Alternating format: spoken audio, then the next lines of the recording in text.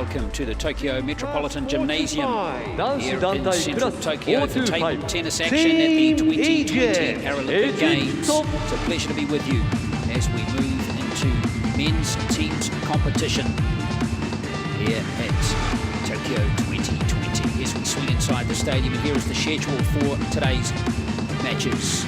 We'll start with a match in the 9 to 10 class, Great Britain against Spain, followed by Japan, Brazil in class 6 to 7, and that will end with that quarter-final in class 6 to 8. So here is the lineup for the round of 16. Poland getting straight into the quarter-finals by Great Britain and Spain. You see down the bottom half of the draw, and they will play the winner of the Indonesia People's Republic of China contest.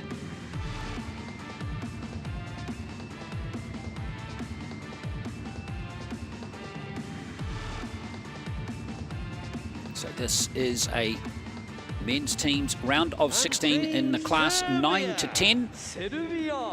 Here at the table tennis as we welcome the athletes into the stadium. Class 9 to 10 is players who have the higher ability. Class 9 players, of which all 4, in fact 3 of the 4 competitors that we'll see in this match today between Great Britain and Spain are in class 9. They have mild impairments affecting the legs or the playing arm. And Team Argentina. Athletes with a stiff knee or paralysis affecting one limb or area of their body or restricted elbow of the playing arm compete in this class as well. And we have one player who is in class 10, also relatively mild impairments. 9 to 10. Team Great So Britain. these are the 4 players. They're all in the standing class. All able to stand, as you can see, as we welcome Great Britain and Spanish players. And it's a busy day of table tennis. You can see all 8 tables are set up today as we begin the exciting teams competition. Here come the Spanish team now. On table 4. Table 4. Men's teams class 9 to 10. Team Indonesia. So let's explain teams tables tennis to you. This will be a best of 3 match contest. We're going to start with the doubles, where all 4 players will be involved, and then one player will play 1 singles match each. And the winner of the best of 3 matches will go through to the quarterfinals.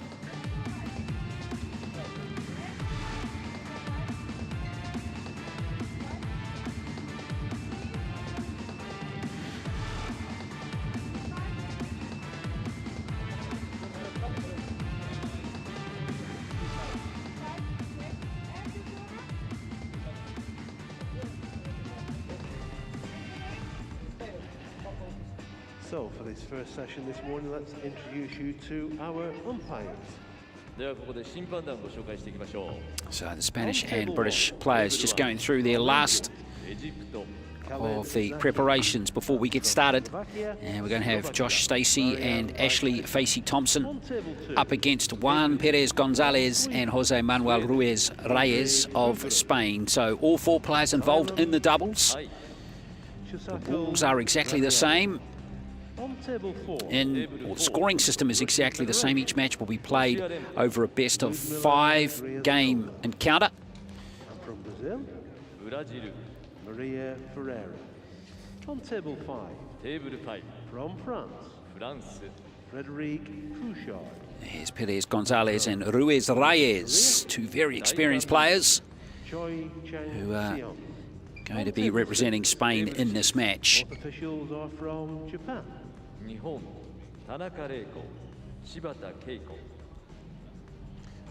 finally, on table 8, from Germany, Gert Zielig, and from Japan, ladies and gentlemen, that's this morning's officials.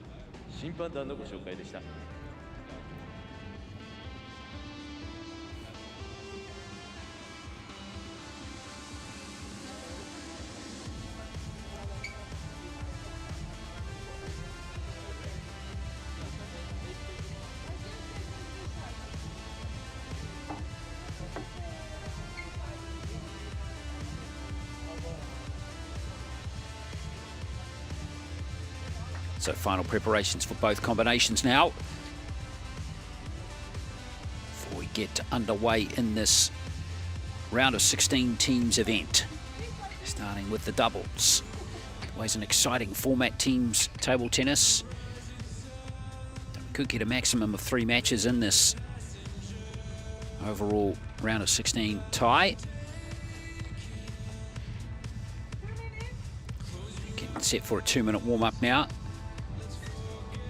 for all 4 players. I'll tell you a bit about each of the players.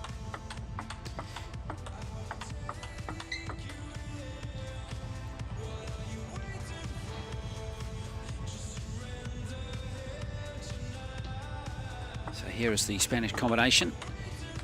Nearest to camera is Juan Perez Gonzalez, and picking the ball up there is Jose Manuel Ruiz Reyes. And on the left is Ashley Facey Thompson and Josh Stacey of Great Britain on the right.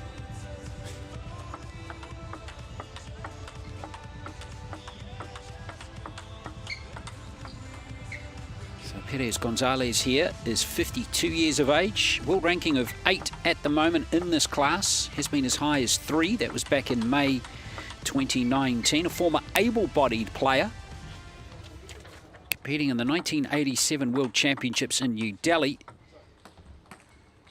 He started to feel his legs becoming weak, and he ended up being diagnosed with a very rare syndrome, an autoimmune disorder, which has seen him move into para table tennis. He's competing in his 2nd Paralympic Games is Perez Gonzalez, silver medalist in 2016. Ruiz Reyes, tell you about him, is 43 years of age. As we look at the umpires for this match, Ingrid Borgren of Sweden and Chusakal Varayanan of Thailand.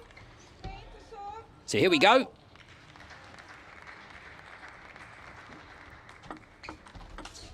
Underway in this round of 16 men's teams doubles match. First of 3 in class 9 to 10. Facey Thompson with a good shot there. 26 years of age is Facey Thompson, world number 14 in the class 9 category, born in London, and he's about to serve now. He's been as high as 8 in the world.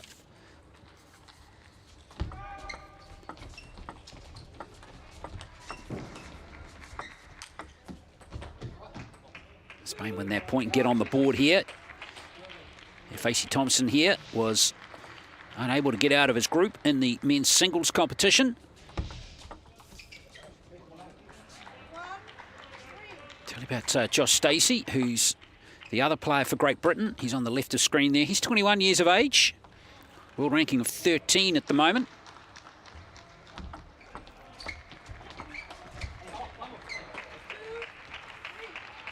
And he was a beaten quarter-finalist in the men's singles and bronze medalist in the Commonwealth Games on the Gold Coast of Australia 2018.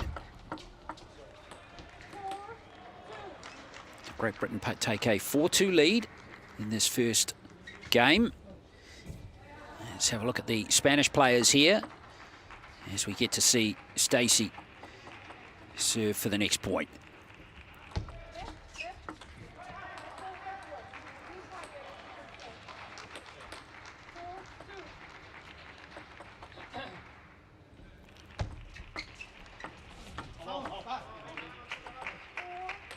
So Perez Gonzalez, 52 years of age, world number 8.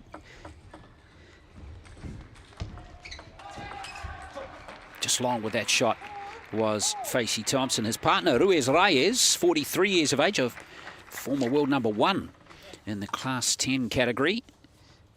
Left-handed player. In fact, all 4 players are left-handed, which is rather interesting. Yeah, Ruiz Reyes, he's in his 7th Paralympic Games. Unbelievable record. 2-time world champion, 5-time European champion. Never won a gold medal at the Paralympic Games, though, which is amazing. He's 3 times silver medalist, 2 times bronze medalist.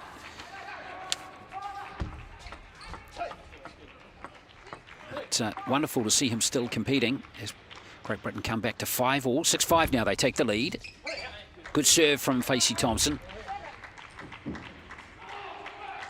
Ruiz Reyes forced to just put a bit more heat in on that one to try and control the ball.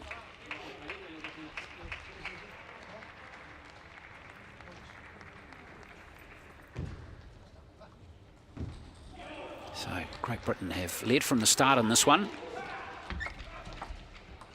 That'll be a lead after it just clipped the net.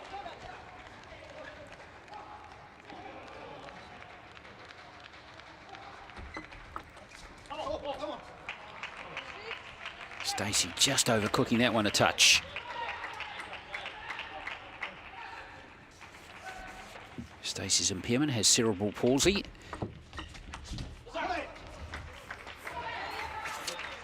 So again, they just keep their noses in front of the British pair.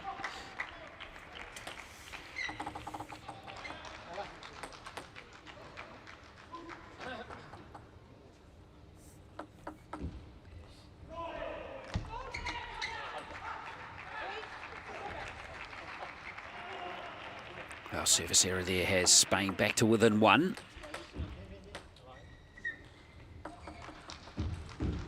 Closing on the end of the first game. That's better from Facey Thompson. Good shot to the open side of the table.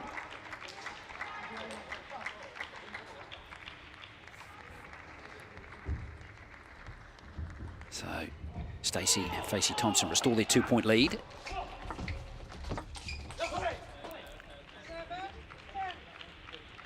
Head is just a touch long.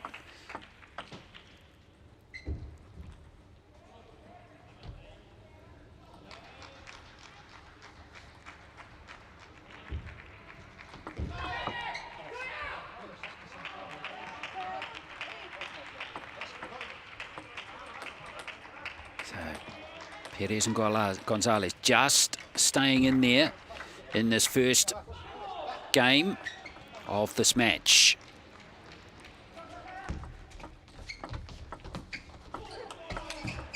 Good finish there from Facey Thompson. And it was a good opening to the match for Great Britain, who have taken the first game in this doubles match. They led from the start. The Spanish pair never led during that first game as Great Britain won it by 11-8.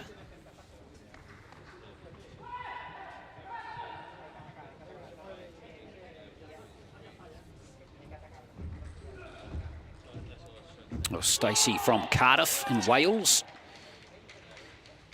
And he is actually based in Sheffield at the English Institute of Sport, where he trains 16 hours a week. Look at some highlights here and some good doubles play between the British pair and these Spanish players, much older but still competing hard.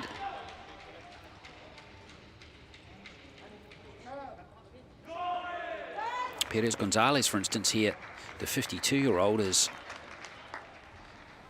if you combine the British ages to 47, he's older than both of them together. So age on the side of the two British players. Don't count out the Spanish pair. They are very experienced and certainly contributed strongly in that first game. As we get set for game number 2 of this best of 5 game encounter. Great Britain winning that first game 11-8.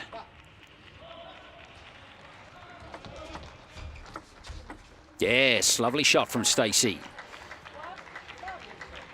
Right down the middle between the two Spanish players.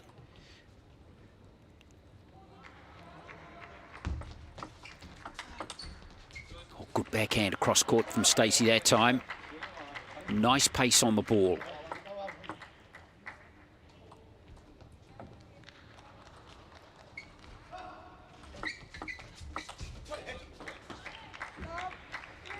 Great Britain have made a good fast start here, winning the first 3 points of this game.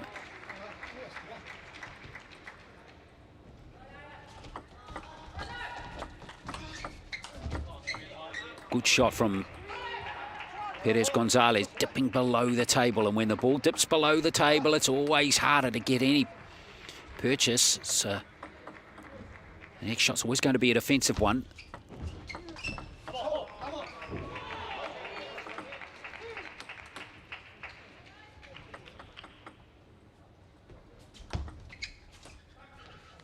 Well, free point there for the Spaniards.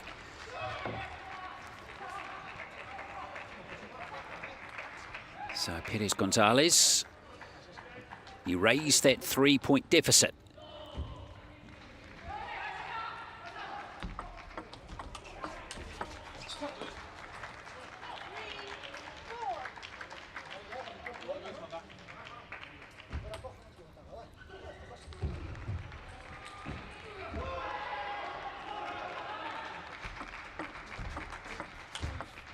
Good shot.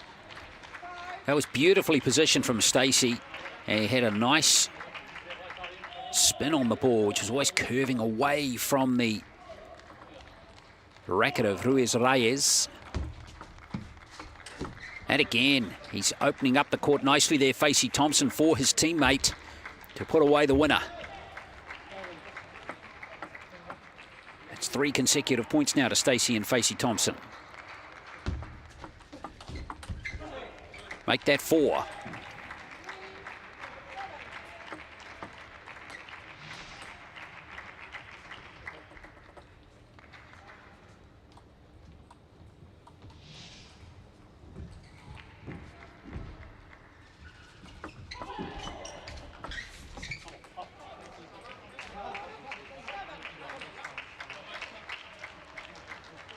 Well, it's stopped a 4-0 run now.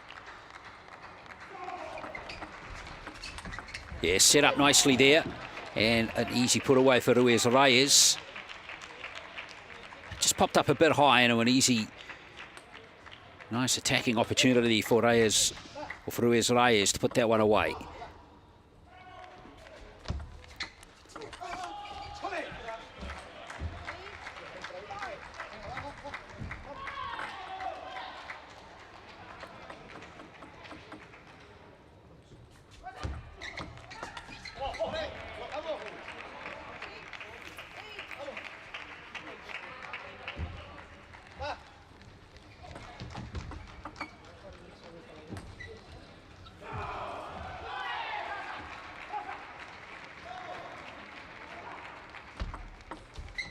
Well, that's good serving.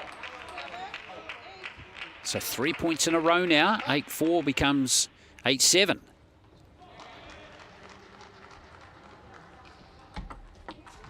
Oh, there's another one. This is really, really good play from Perez Gonzalez and Ruiz Reyes.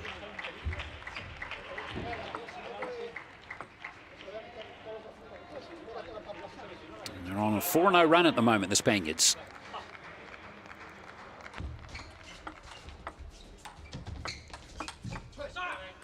And that's been erased now.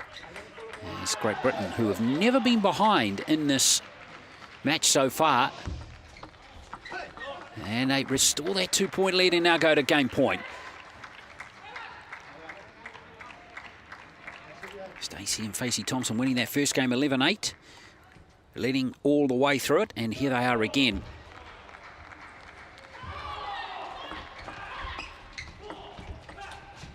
And they've got it. So Stacey, Facey Thompson, excellent, efficient play on the table from those two. Have seen them seize control of this doubles match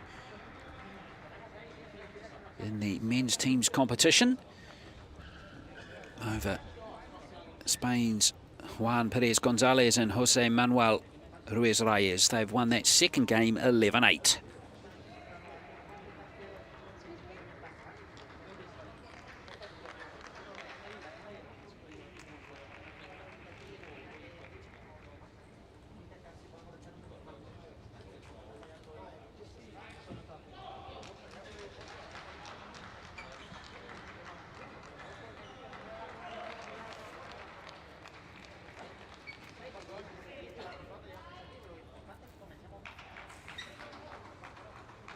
Well, if you're watching men's table tennis Men's teams table tennis for the first time, so this doubles match is the first of 3. We'll have 2 singles matches to follow.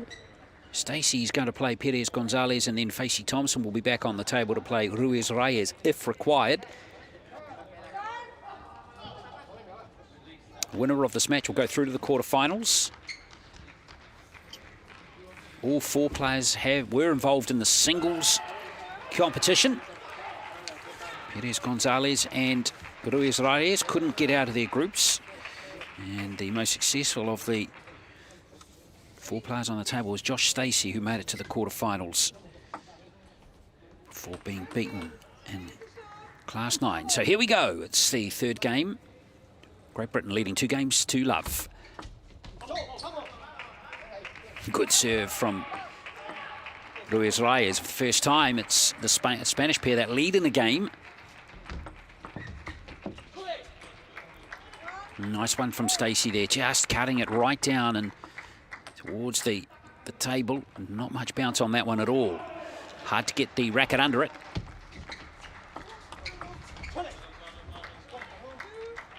Two left-handed British players are combining nicely here.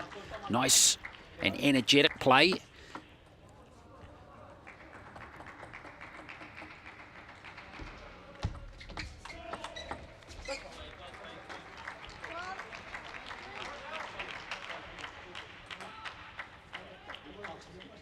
So that's 3 straight points now to Stacey and Facey Thompson.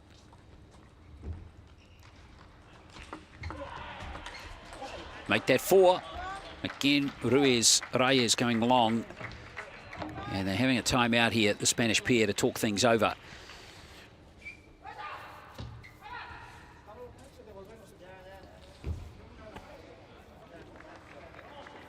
Just not able to get going at the moment, Ruiz Reyes. This timeout is always used tactically, often by teams behind. You see in sport, they will use a timeout when it's able to be utilised because they want to stop the momentum of the team in front. And games can quickly get away from you in this sport. For example, we've only been playing 15 minutes. Each of the first 2 games taking 6 minutes each. Let's see if this timeout has re-energised and refocused the Spanish players.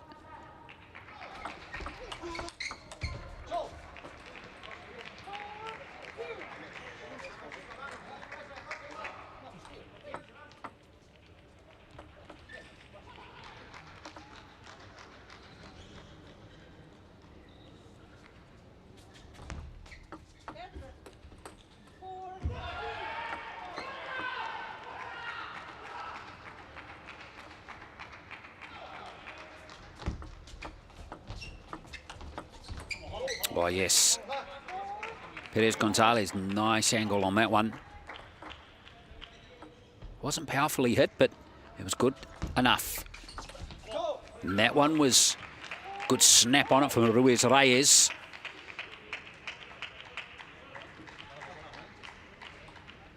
Always going to be hard for Stacey to get good control on his next shot after that crisply hit one from Ruiz Reyes.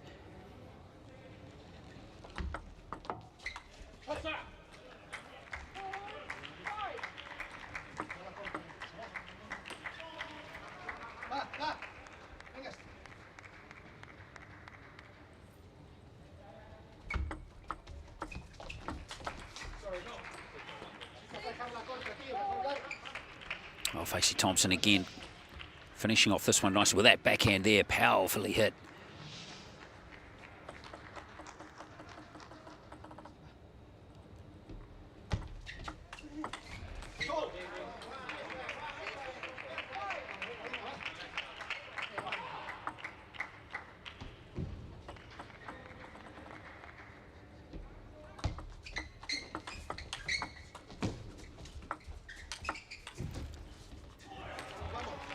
Well, always exciting when the players head back way behind the table. good get there from Stacey. Not to be for Facey Thompson.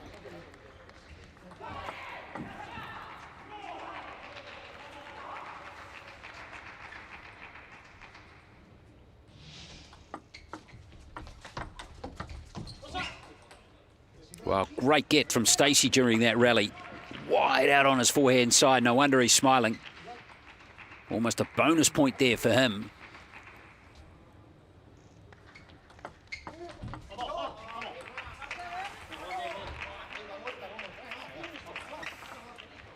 So this game unfolding pretty much like the first two. It's tight.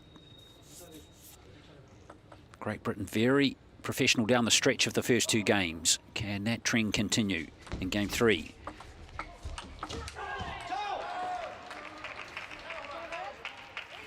Well, these are big points for Perez, Gonzalez and Ruiz Reyes. If they want to come back into this contest, they'll have to win this game. Otherwise, this match is over.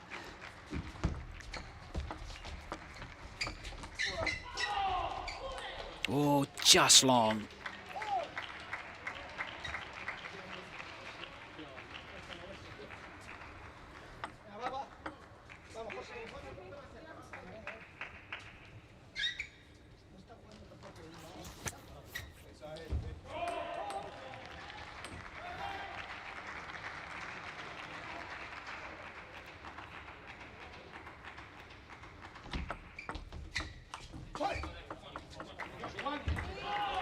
Stacey Facey Thompson now just 2 points away from victory in this first match of this men's team's round of 16 encounter.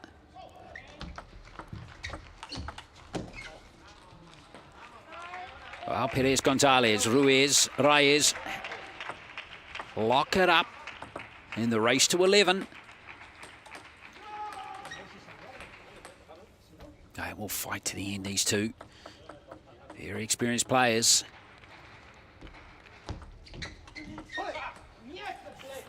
Remember, Ruiz Reyes here is a 5-time Paralympic Games medalist. Never has won gold, though, as Stacey Facey Thompson have a match point.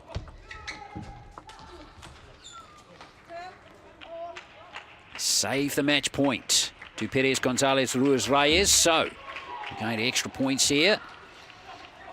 First team to win by 2 wins this game.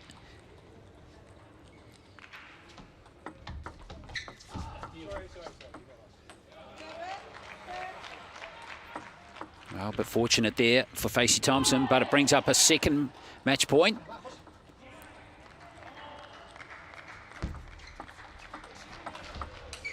Got it! And what a brilliant shot it was to end it.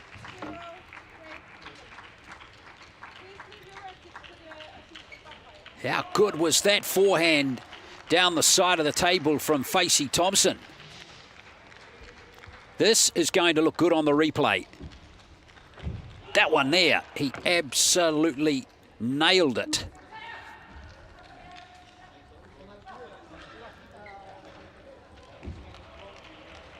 So it's Facey Thompson and Stacey who win the doubles in this round of 16 encounter. And they win it in straight games as well.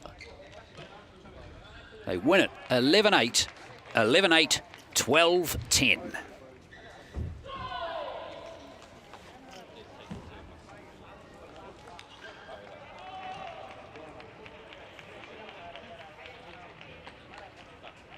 Well, it was a plucky performance from Perez, Gonzalez, Ruiz Reyes, but they just couldn't quite get any dominance through that match. They're outscored in total by 8 points and couldn't really get into an ascending or dominant position in any of those games, as Stacey and Facey Thompson ended up closing out a pretty accomplished win and get Great Britain on the board in this round of 16 encounter. So best of 3 match encounter is got Great Britain off and running after that doubles match. So we go straight into a singles match now, and this will feature Josh Stacey up against Juan Perez Gonzalez. And if Stacey wins this match, Great Britain will win the tie and move through to the quarterfinals. Spain now have to win the singles matches, both of them, to go through to the quarterfinals.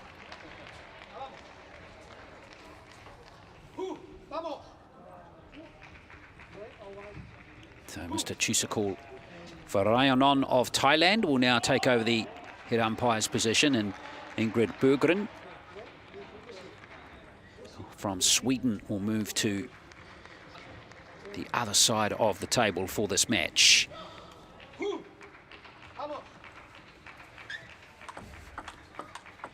So Stacey and Perez Gonzalez now begin the war. Stacey, a 21-year-old, world number 13, has been as high as number 8 in the world. April 2020 was when he was that high in the world, and Perez Gonzalez, his current world ranking is 8. Highest world ranking of 3 back in May 2019. Perez Gonzalez in the singles competition couldn't get out of his group after 2 losses in his Group A matches. And Stacey, well, he went through Group C and qualified out of that group to go through to the quarterfinals, but was beaten 3 games to 2 by an athlete from the Russian Paralympic Committee. Stacey is a bronze medalist at the Commonwealth Games on the Gold Coast in men's singles class 6 to 10. Here he is, the 21-year-old from Cardiff, in his first Paralympic Games. Young player on the rise. And Perez Gonzalez at the other age of, or the other of the end of the age spectrum, 52 years of age. His second Paralympic Games, he was a silver medalist in the teams event for Spain in classes 9 to 10 at the last Paralympic Games, alongside his teammate here, Ruiz Reyes. He has medalled 3 times at the World Championships too, once in singles, twice in teams events, as the Spaniard. And yes, a former able-bodied player. As we get set now for the start of the first singles match here in this round of 16 encounter between Great Britain and Spain. Stacey to serve.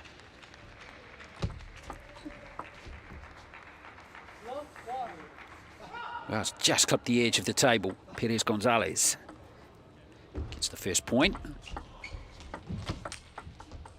Oh, he got that back, Perez Gonzalez. Fantastic reactions.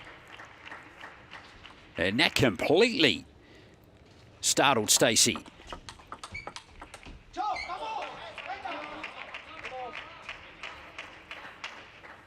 And we see this, Perez Gonzalez, Ruiz Reyes a moment ago, outplayed by the British pair in the doubles. But players, other players, or some players are often suited just being by themselves on the table. And Perez Gonzalez has made a very fast start here.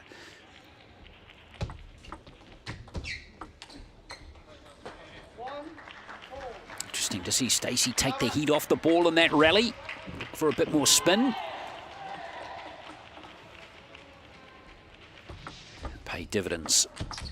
Oh, now he unleashes that powerful cross-court, cross-table shot. Perez Gonzalez can't deal with that one like he did the first one.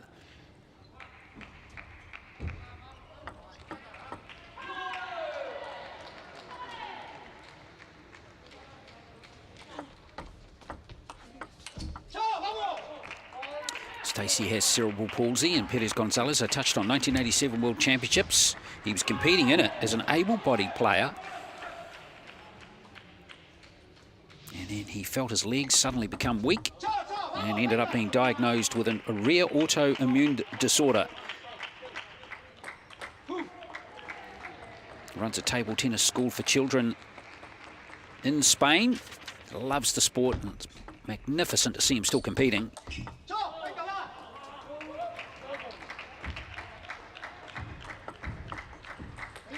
He's building nicely in this first game. 5-point lead for him now.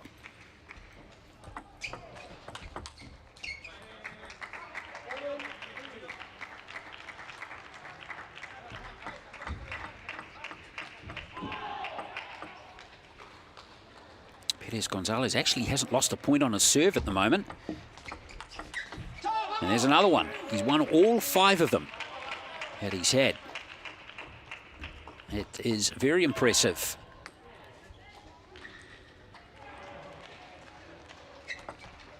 Oh, and then he blemishes that perfect record by a service fault and hands his opponent a free point.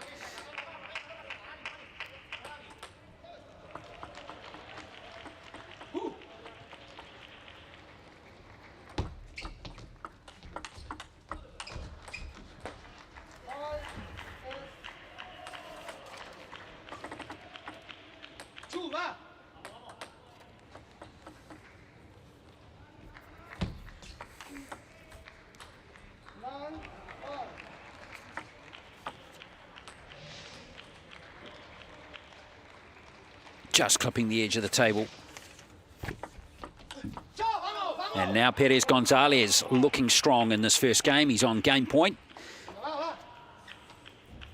5 game points.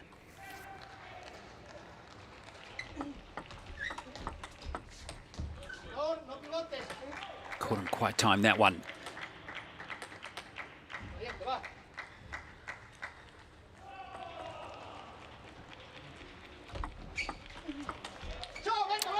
And Perez Gonzalez does claim the first game. A really good game from the 52-year-old against the 21-year-old from Great Britain, Joshua Stacey. And Perez Gonzalez has got that first game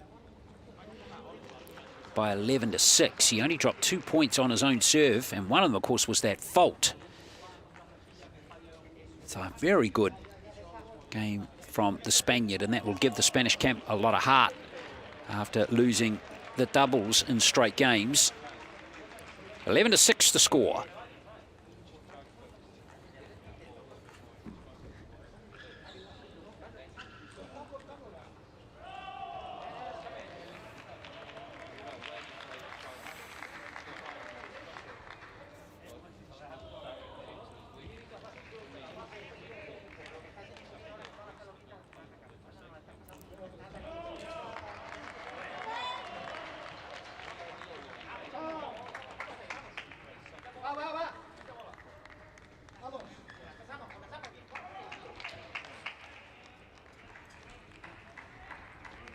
Well, wonderful to see that Perez Gonzalez still has the hunger and drive.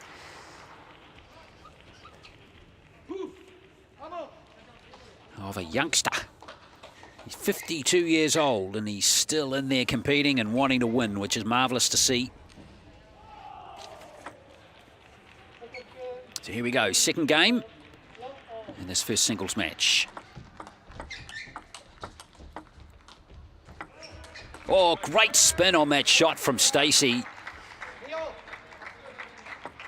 Created just that little bit of uncertainty.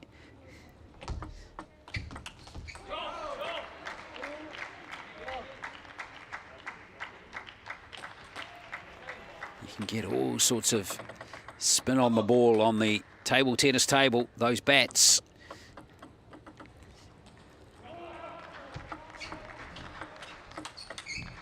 They generate all sorts of wicked spin that can be tough for the opponents. Perez Gonzalez on the board now.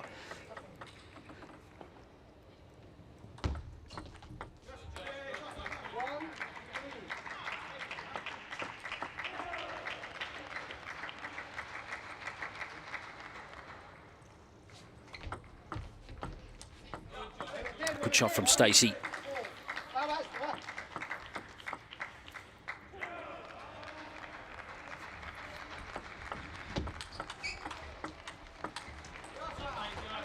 Didn't nick the table, it just was long.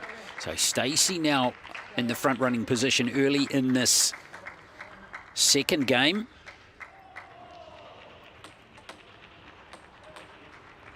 It's 3 points in a row for the British player.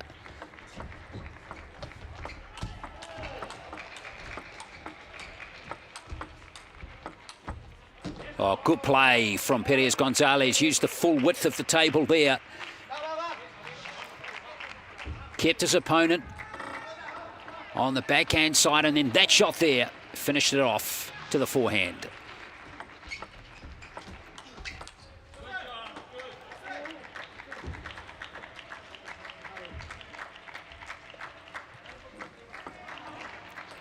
Stacey's body language looking a lot better this game, and not surprising given he has a 4-point lead.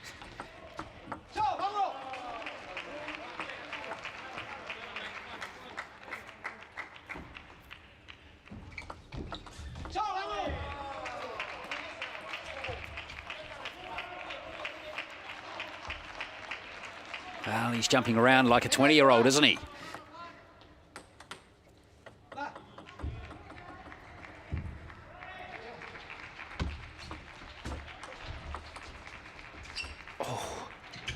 Oh, Stacey just getting a little deflection over the net that went in his favour.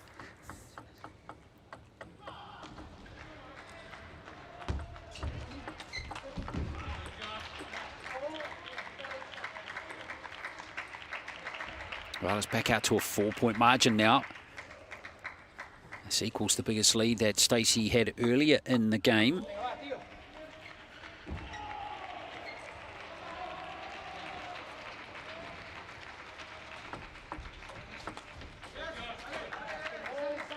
Stacey going well now.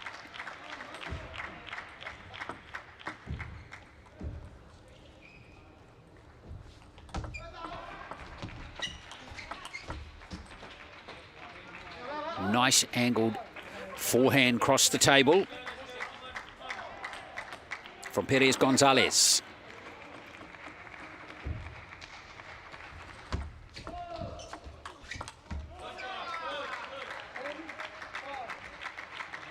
Well, this has been a much better performance from Stacey, and the biggest statistical difference in this game as we come to game point.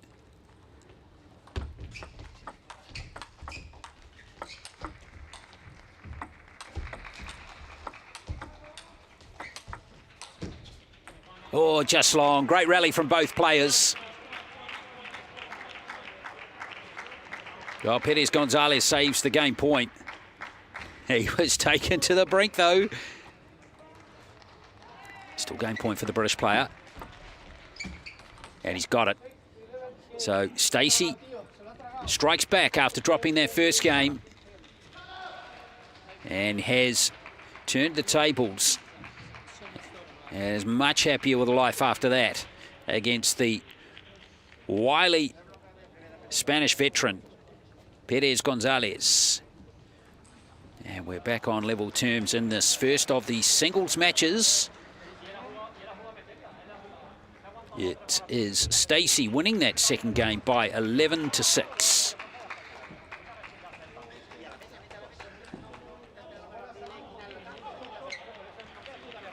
Yes, the biggest statistical difference in that game was Perez Gonzalez serves.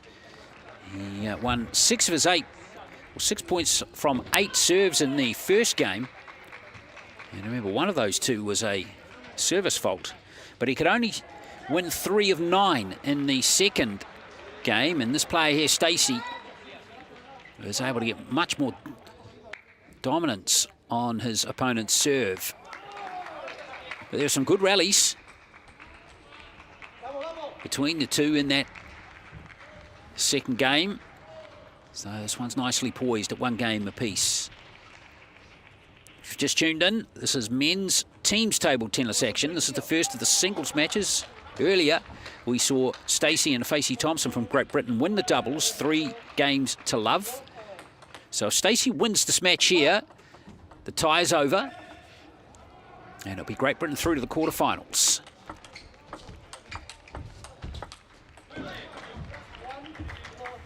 Game 3 underway now of the singles match. Stacey and Perez Gonzalez. Perez Gonzalez winning the first game 11-6. Stacey winning the second by the same score. Oh yeah, good finish. Easily set up there for Perez Gonzalez. Easy put away there for him.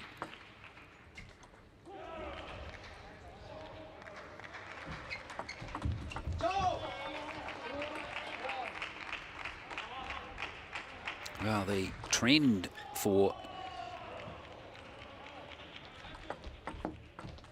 both players in this match and in the doubles is either player can get out to a bit of a lead here, 3, maybe 4 points. It's very hard to peg back. Hard chasing the game in table tennis, with only 11 points required to win the game.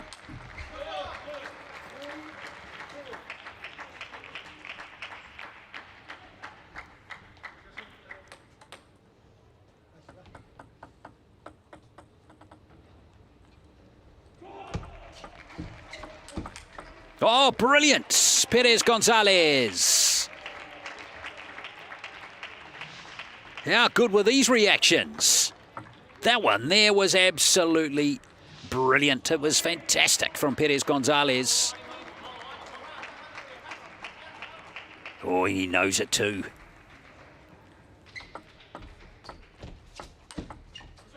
Stacey comes back with a nice winner.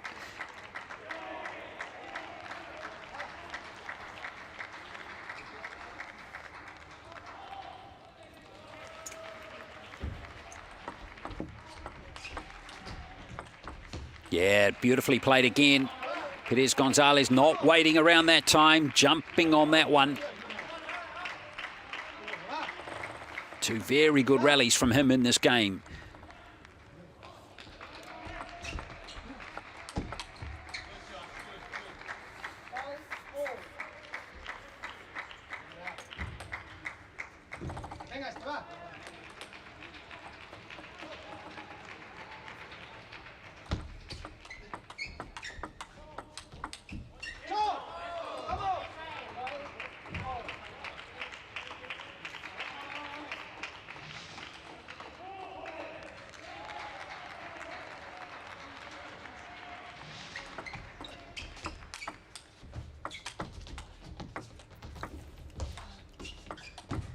Oh, some great gets there from Stacey.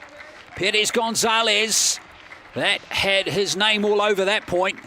But brilliant recovery here from the British player on two occasions, and he wins the point. If you can somehow ask your opponent to just play one more shot, you never know. Well done, Stacey.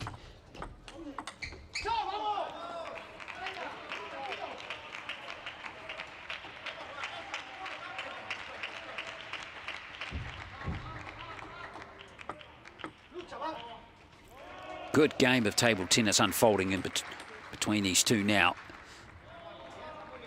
Very tight. Good explosive play from both players. Some real high skill out there at the moment. Hope you're enjoying it.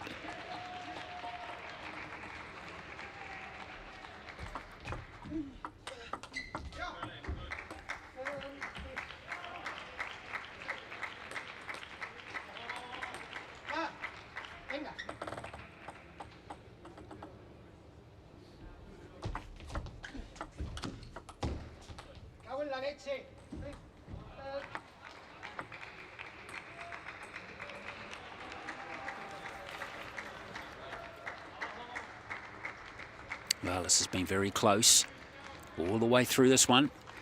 And now Stacey, maybe just getting his nose in front. Big point here for Perez Gonzalez. He's got it. Back to one.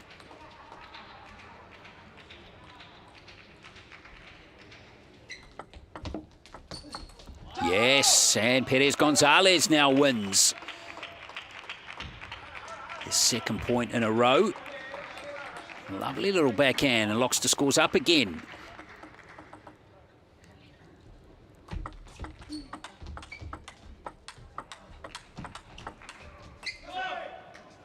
Oh, backhand duel there, wasn't it? Like a standoff on the backhand side.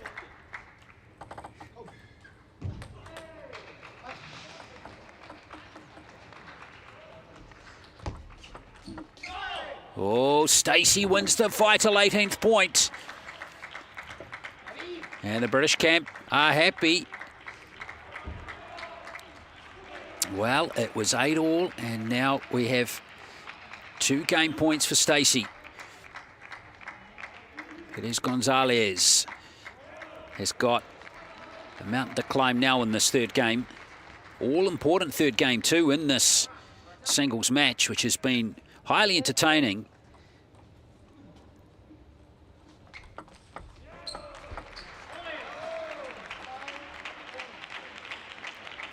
Well, he found some open space, didn't he?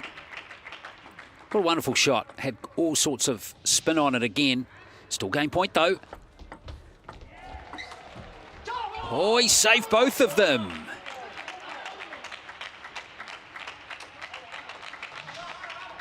Extra points now required. Just hitting the net and missing the table.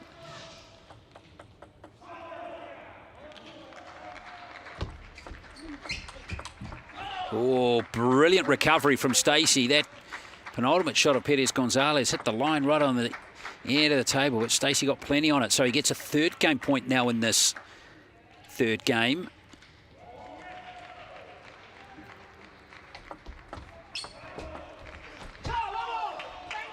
And Perez Gonzalez saves another one. Remember, one of these players has got to win by 2 points. They will trade serves all the way to the end until someone gets ahead by 2. Oh, Stacey again keeps his nose in front. So game point number 4 now for Josh Stacey.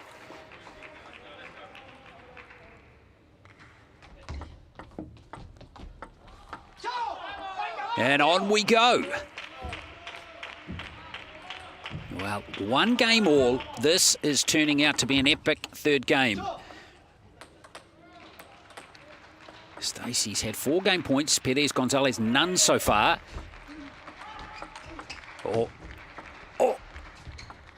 it's hit the edge. Another brilliant rally from these 2 players. Some great gets there from Stacey, and that one right on the outside edge.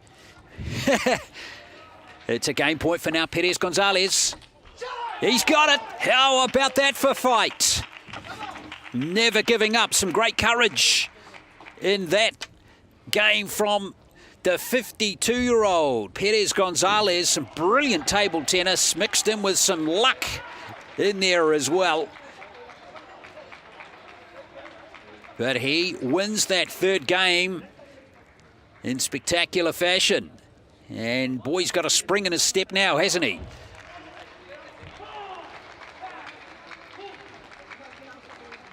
Well, great play from both players in that game. Thoroughly enjoyable. And in the end, it's Perez Gonzalez who won it 14-12.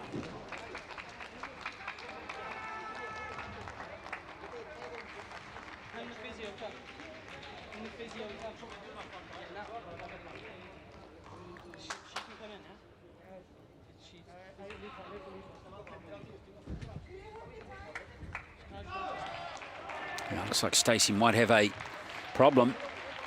He's wanting a physio. Let's have a look at some highlights again, and there were many of them in that game.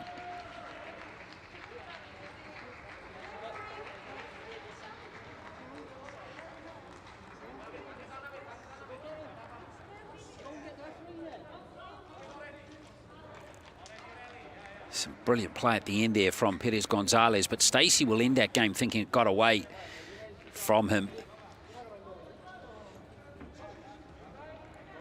With 4 game points, but not able to convert any of them. Now, looks like we've got a delay here with the trainer being called for Josh Stacey.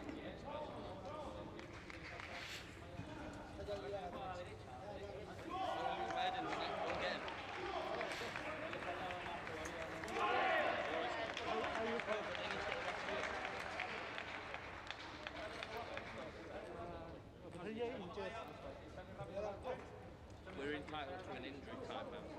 We need an injury timeout. He has a problem with his goal.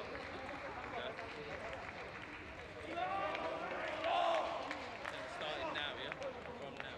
What's a minute now? Start from now, yeah? From now. From now.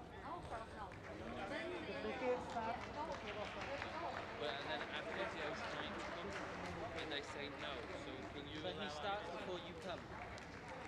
Yes, look, it's on 1 minute. You haven't. Physio? Why? Sorry. Yeah, listen. Our Well, what's happening here is that there seems to be some dispute with how this injury timeout is being managed. With Stacey complaining of an ailment, I'm not quite sure what his issue is, but he wanted the trainer, and now the trainer's finally here. There seemed to be some dispute about when the injury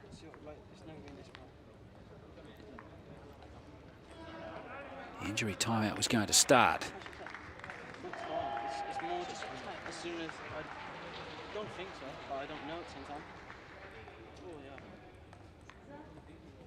As you pull it, it's felt okay. My legs felt a little bit like, but I was expected to take it off.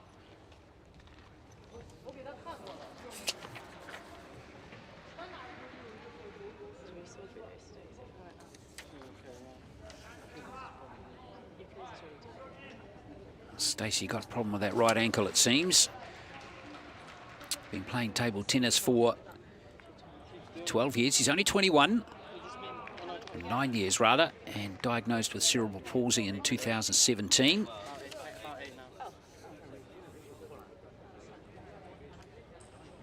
So unfortunately for the Spaniards, they just have to wait out this injury timeout. Perez Gonzalez had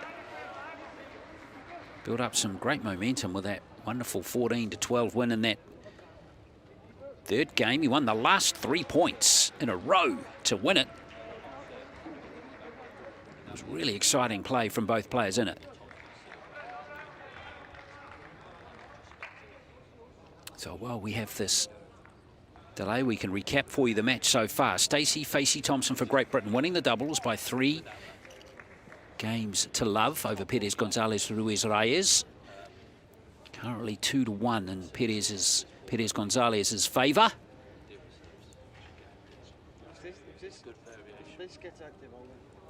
In this singles match.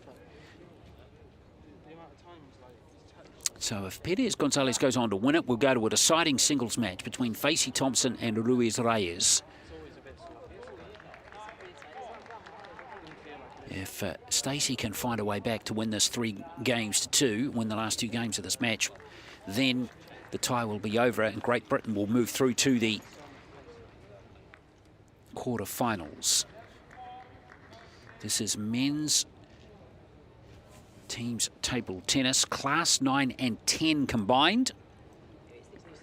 So these players, all these players in these classes, 9 and 10, have what are described as mild impairments affecting the legs or playing arms. 3 of the 4 players are in class 9.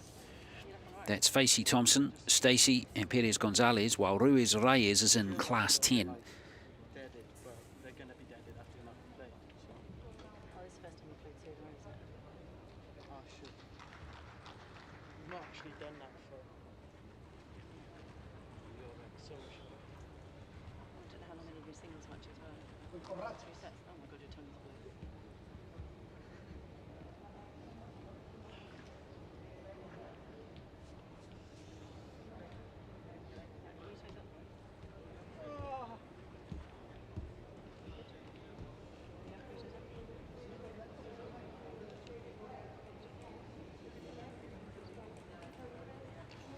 In the ankle ones with the seatbelt? Maybe, I don't know. God. That looks better. Yeah. We've got 10 minutes, might as well use it. Do you just get one? No, for now. Do you just get one? Medical time out and all that? Stacey having some problem here, it seems. It is taking quite some time to get this injury sorted out.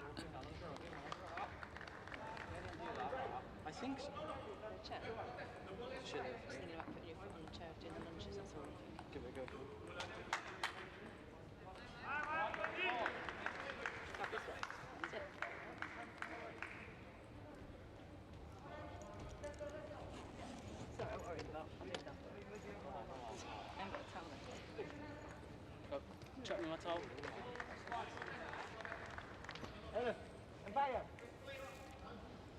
please.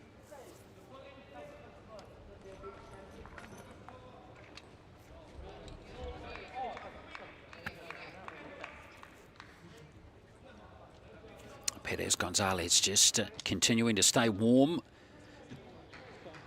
Keep moving. Keep himself in good nick. As we get set for a resumption, it seems, in the not too distant future. Thank you for staying with us here at the Tokyo 2020 Paralympic Games here at the table tennis.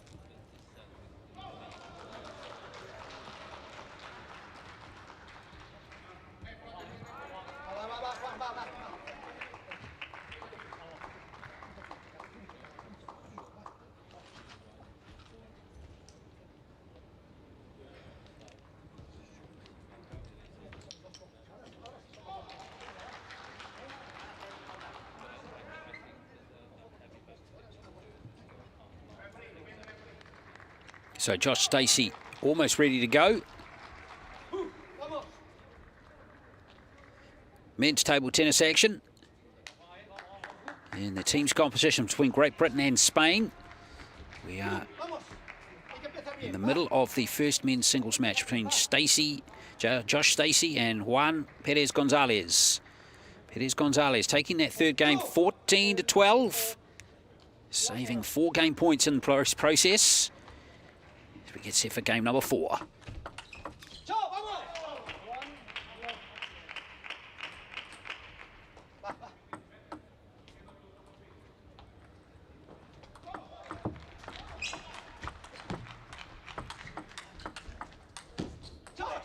Good start here for Perez Gonzalez. He's got 2 good points over Stacey. Stacey continues to run off this injury that he seems to have picked up during the match. Or does he? Maybe that's just where he originally injured it, in that moment right there.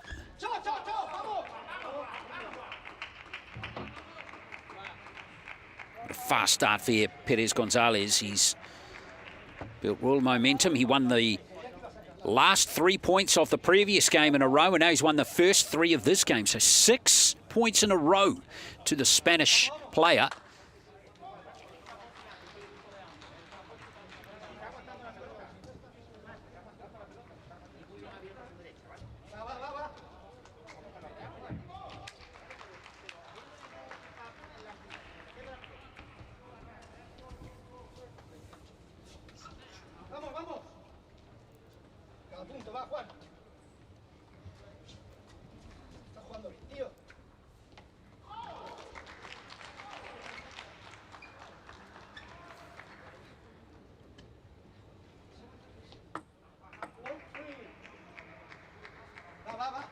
Stacey off the timeout. Love 3 down.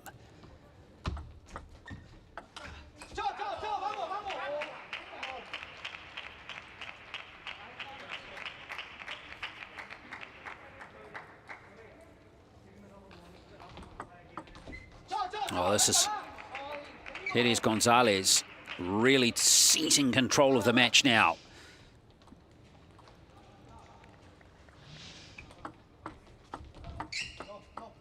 Well, Stacey finally on the board.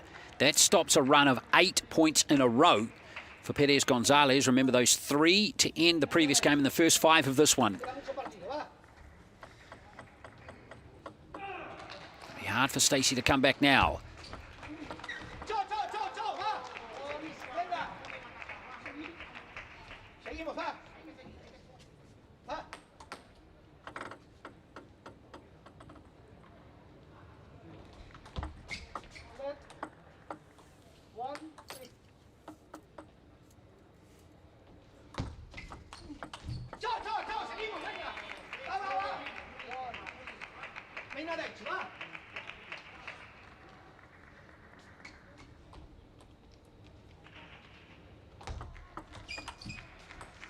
No, not getting the luck over the net that time.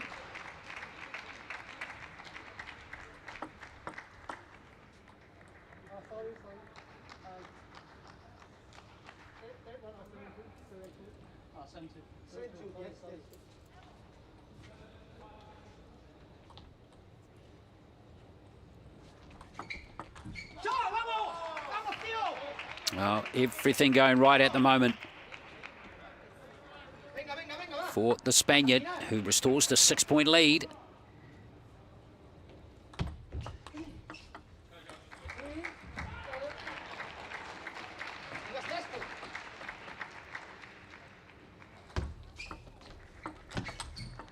Well, he needs to keep playing like that, Stacey. He's going to need to make a massive comeback.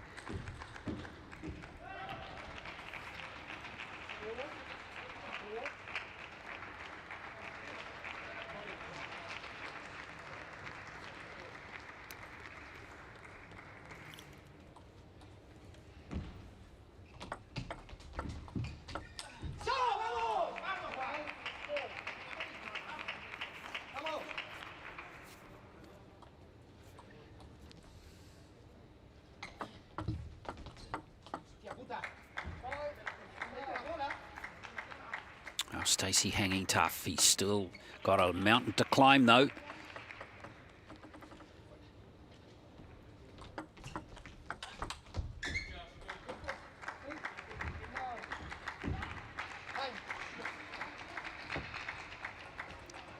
Well, timeout's been called by Perez Gonzalez and the Spanish camp.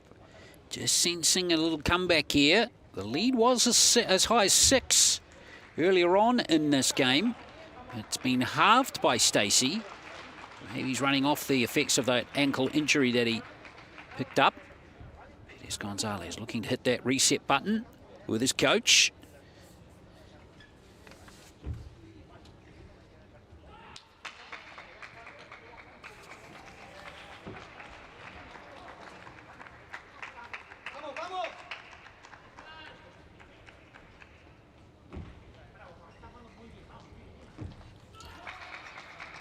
So here we go. Can Stacey continue this momentum? Perez Gonzalez just looking a touch nervous now. See if Stacey can come back here. He doesn't have much room to play with.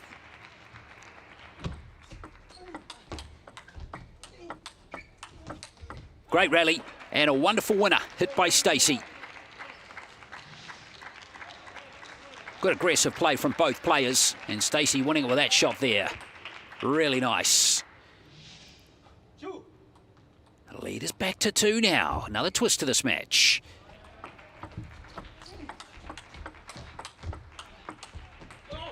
Well, it's back to 1. This is a wonderful comeback from Stacey.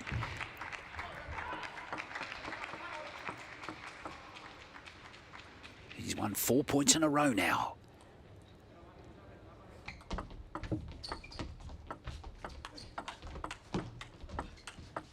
Brilliant stuff from Perez Gonzalez. He pulled Stacey wide out on that backhand side to open up the forehand.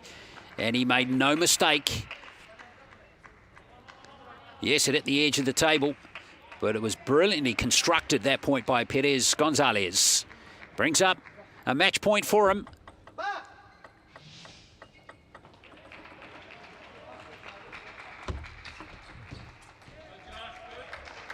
And Stacey saves it. He's battling on that ankle, though, isn't he?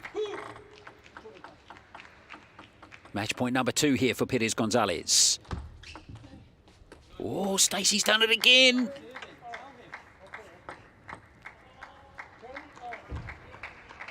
Well, well, well. Perez Gonzalez, we're going to extra points again. Well, what a comeback. Stacey takes the lead for the first time in this game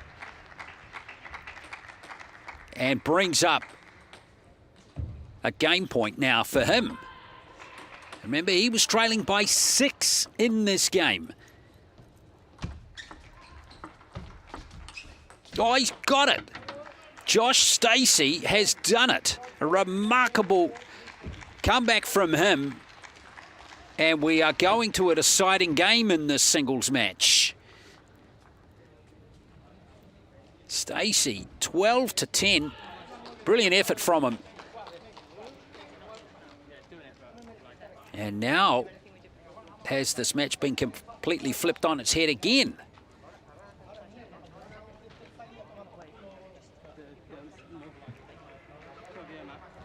Well, Ruiz Reyes has now had to stop his warm-up, so too Facey Thompson. With that right ankle.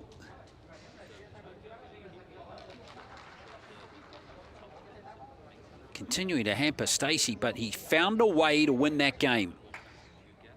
Remarkable effort.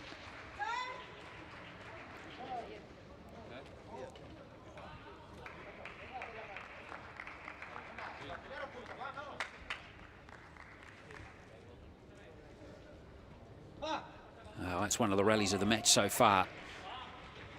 There's been 4 or 5 now, really good rallies between these two fine players. So here we go, deciding game in this match. With Stacey taking that 4th game 12-10. So Stacey wins this game here. The tie is over. Great Britain will win it 2 matches to love.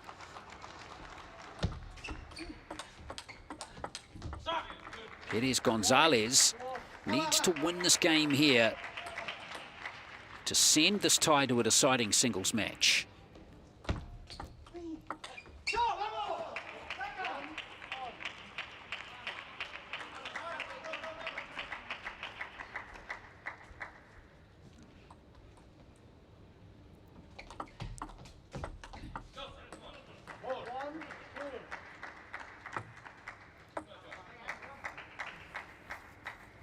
Well, Perez Gonzalez not looking quite as confident now.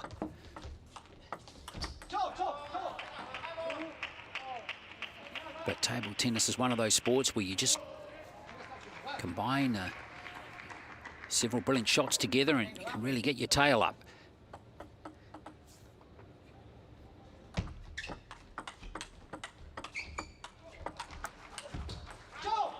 Nice change of angle there from Perez Gonzalez. Stacey away from that backhand side. A shot there. Just surprised the British player just a bit.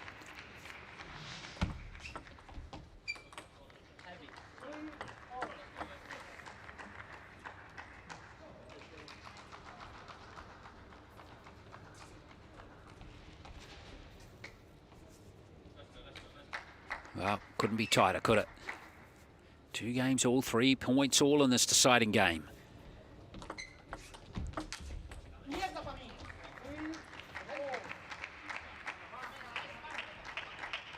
Stacey knows if he can just find a way to win this game like he did the last one, Britain will be in the quarterfinals. He seems to have real trouble going backwards, doesn't he?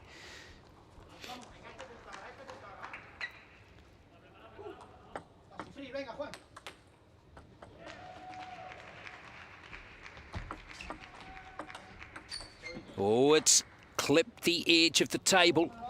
Stacey wins that point.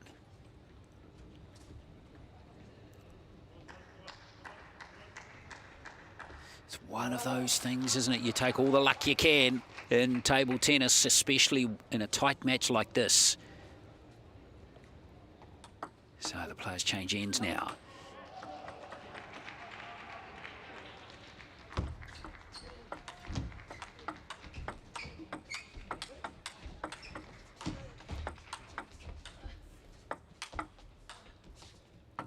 Oh, no way! That's 2 in a row from Stacey hitting the edge of the table. Wow, could that prove the difference between winning and losing?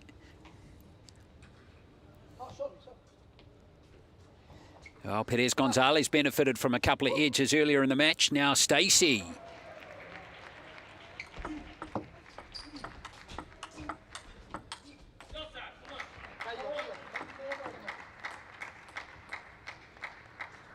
Well, now has Stacey got a match-winning lead? We'll see. But Perez Gonzalez has got to make a epic comeback again. Oh, that'll help.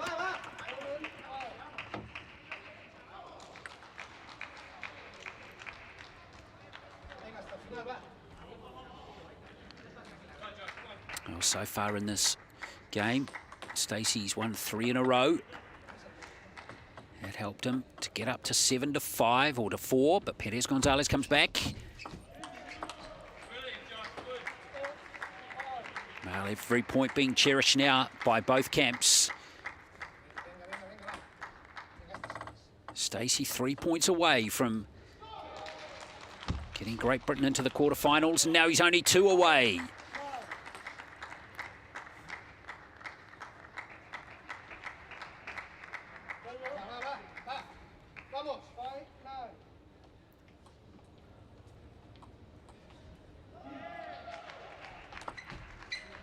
Oh, it's a service error. Can you believe that? Perez Gonzalez, not the time to serve a fault. It is 5 match points to Josh Stacey.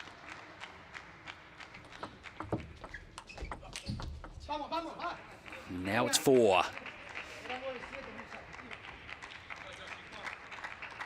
1 point away, and he's got the serve too, Stacey. 1 point away from putting Great Britain into the quarterfinals.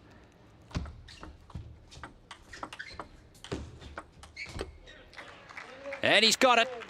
And there is the win for Stacey.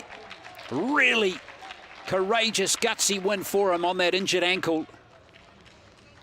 And he's come back from 2 games to 1 down to win it as well.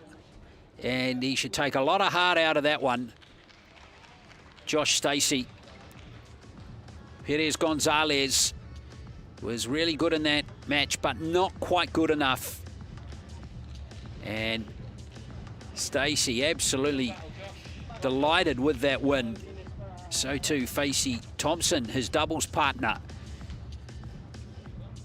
But what a thrilling match it was for Josh Stacey, where he's come back to win that after facing defeat big time in that game. And he's won it 11-6 in the 5th game.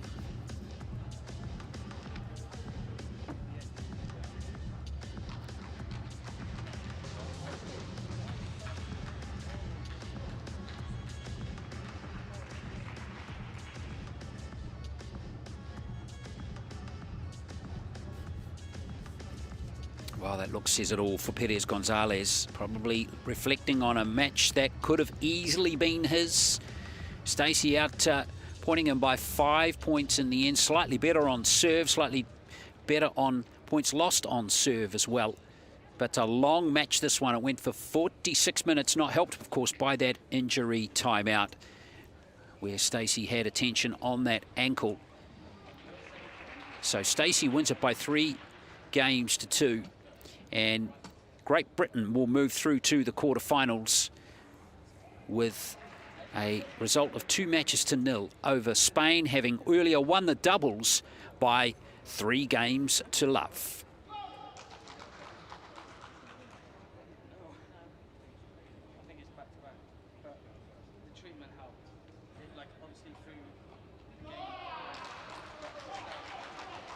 So Great Britain will go through to play China in the quarterfinals. In this section of the draw, Poland, of course, got the bye. They will face Ukraine in their quarterfinal of this men's teams classes 9 to 10 competition here at Tokyo 2020 Paralympic Games.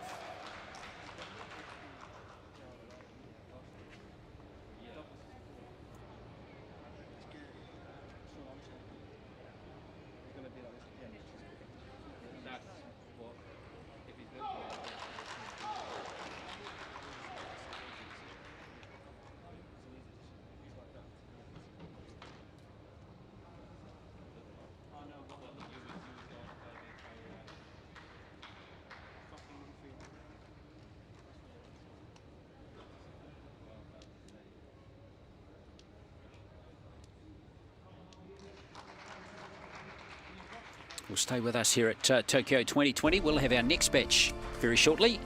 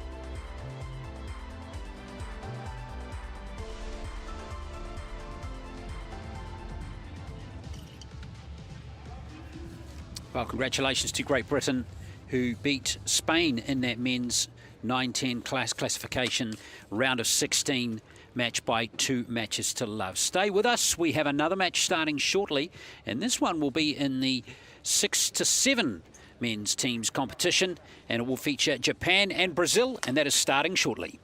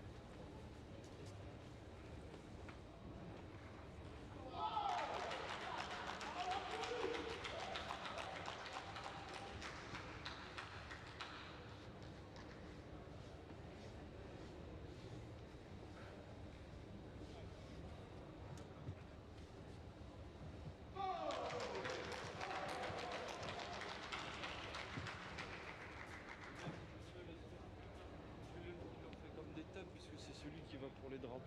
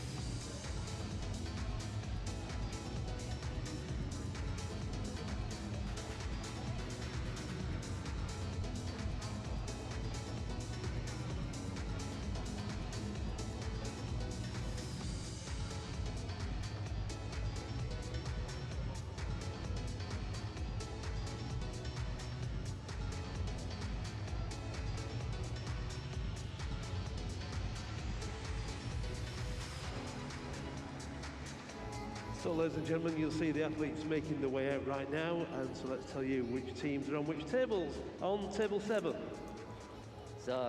Well, continuing our coverage of men's teams table tennis here from the Paralympic Games in Tokyo. Hope you're enjoying the coverage. We now move to the Class 6 and 7 competition, and we have 3 teams through to the quarterfinals: China, Germany and Thailand. So just one quarterfinalist to find, and who will it be, Japan or Brazil? Men's teams class 9 to 10. So sport class 6 and 7 in standing para-table tennis.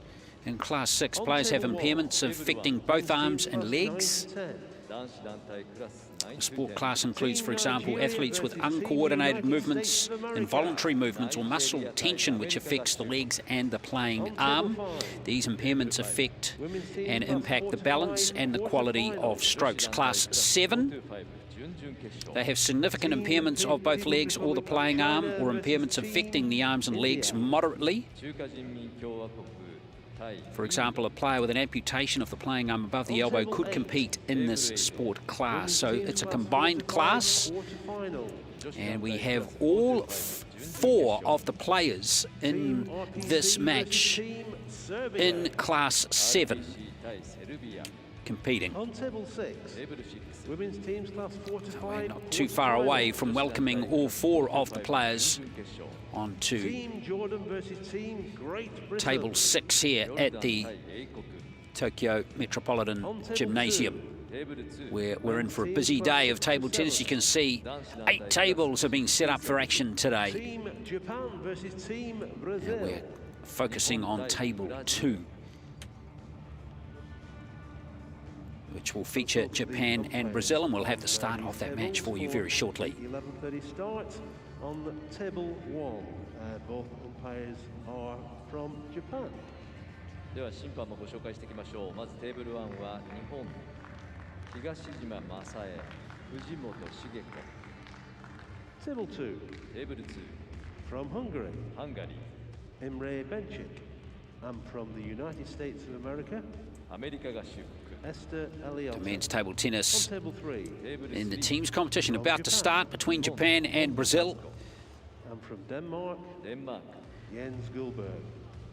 On table And 5. if you're watching men's table tennis action for the first time in the teams competition at para-table tennis, From Finland, we have a best of 3 match encounter, on table 6.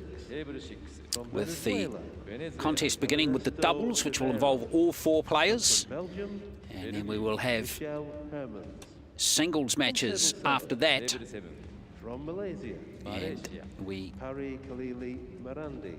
will have all 4 players involved in this contest. So here come the 4 players, On table 8, starting off with the doubles between Yagi Katsuyoshi and Inoi Masachika of Japan, and they will play against the 2 Brazilians, Israel Pereira Stro and Paulo Sergio Salmon Filo of a South American country. So all 4 players in there. As I touched on earlier, all 4 players in sport class 7 of this combined 6-7 category here at Tokyo 2020. So best of 3 match encounter, with the first match being the doubles.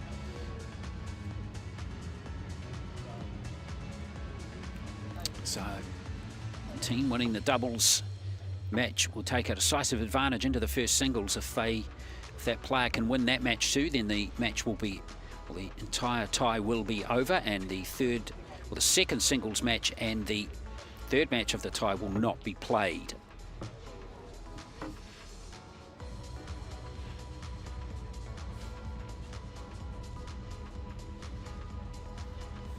Other than that, the rules for table tennis, para-table tennis and doubles, is exactly the same as normal table tennis. It's a best of 5 game encounter, with the team getting to 11 first, winning the game. If it's 10 all, we'll play extra points till keep going until one of the teams is 2 points clear, and that will win the game.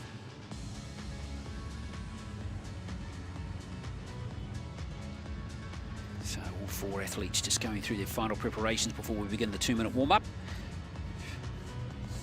All 4 players have been involved in this Paralympic Games in the singles competition.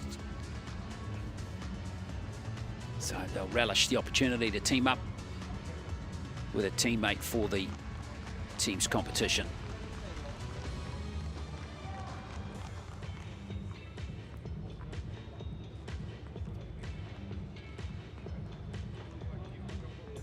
All four of the players ranked inside the top 20 in the world in this class of para table tennis.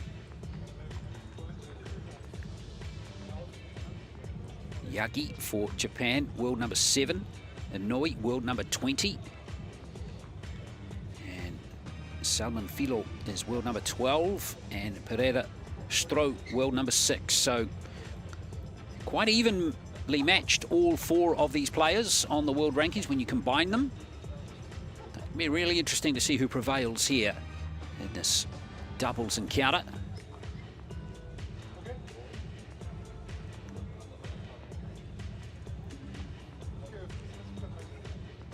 So here's Inouye and Yagi. Yagi wearing the glasses. He's 31 years of age from Toyohashi in Japan. And this is his first Paralympic Games. He's a two-time silver medalist at the Asian Championships. Inouye is a 26-year-old from Kurashiki. And here is Pereira Stroh and Salman Filo of Brazil.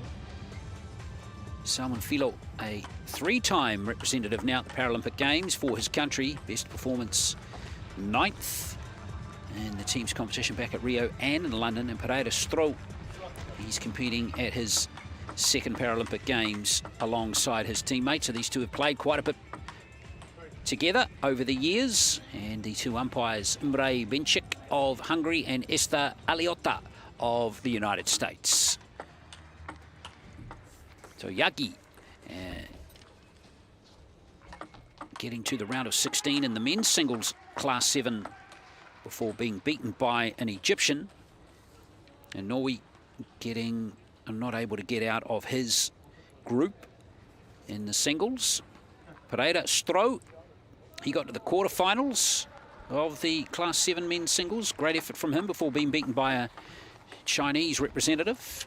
And Salman Filo unable to get out of his group. Oh no, in fact he did get out of his group before being beaten by Schanake of Germany in the round of 16. So Pereira Stroh is the left-hander in the Brazilian team.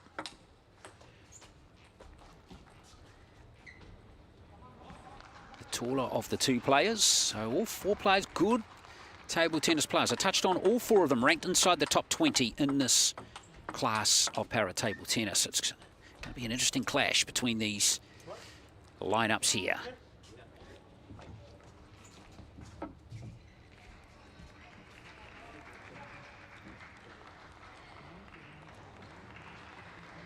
So quarterfinal place is the reward for the winning team. And it's time to get this round of 16 men's table tennis class to 6-7 match underway with the doubles. It's going to be Brazil to serve first.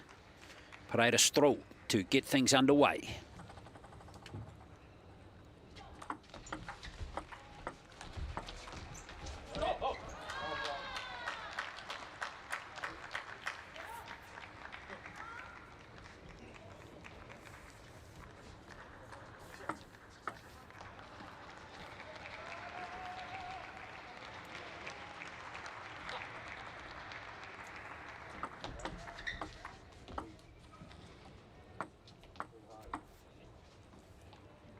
Stroh just being given a warning on that service section of his. Yeah, good work from the 34-year-old. These two competing for Brazil in their second straight Paralympic Games. Of course, their previous one back in Rio. And Pereira Stroh really fired up in that Paralympic Games. He finished with a silver medal in the singles for combining with Salman Filo to finish 9th in the team's competition.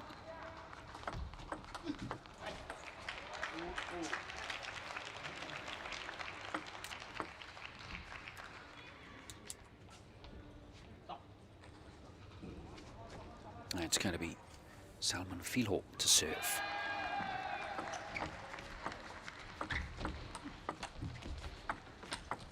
Oh, nicely finished. Well, it sat up off the net and gave Salman Filho the opportunity to put that one comfortably away to win the point.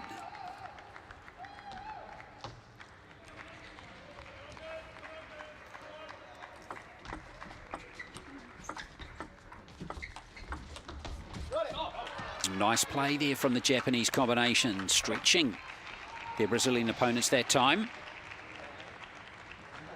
Inouye with a good shot there. Nice, good depth on it.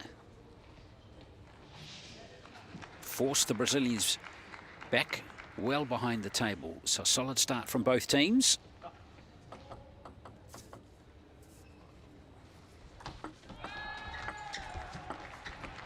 The Japanese pair have been together a while as well. They've combined in Asia Para Games and World Championships as well together.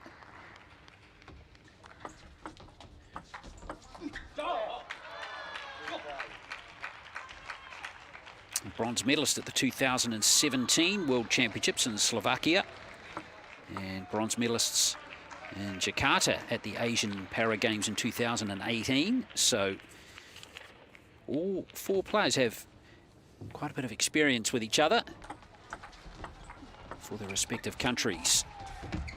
Good play again, yeah. Paredes throw with that forehand of his. The Japanese are going to have to watch that. He's executed a couple already very impressively in this match.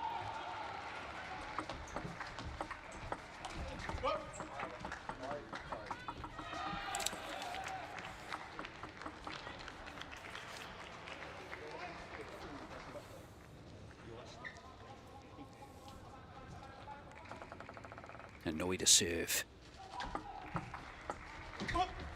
For Yagi it was, and again another point won by the Brazilians. So these two teams trading points at the moment.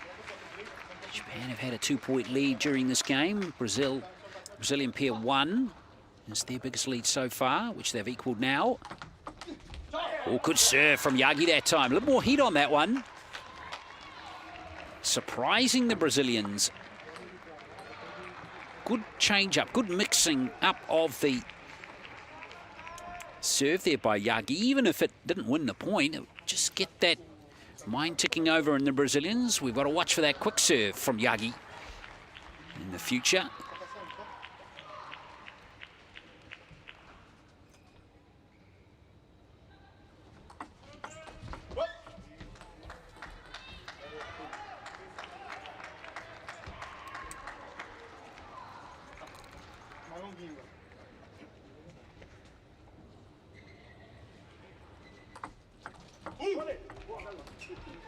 Good serving. That's back-to-back points. Paredes throw, Salman Filho.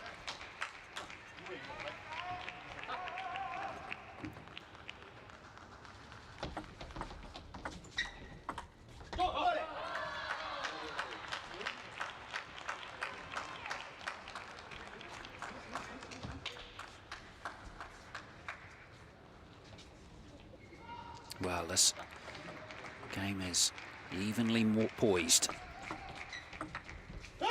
Feels like they key points down the stretch of each game are going to decide this.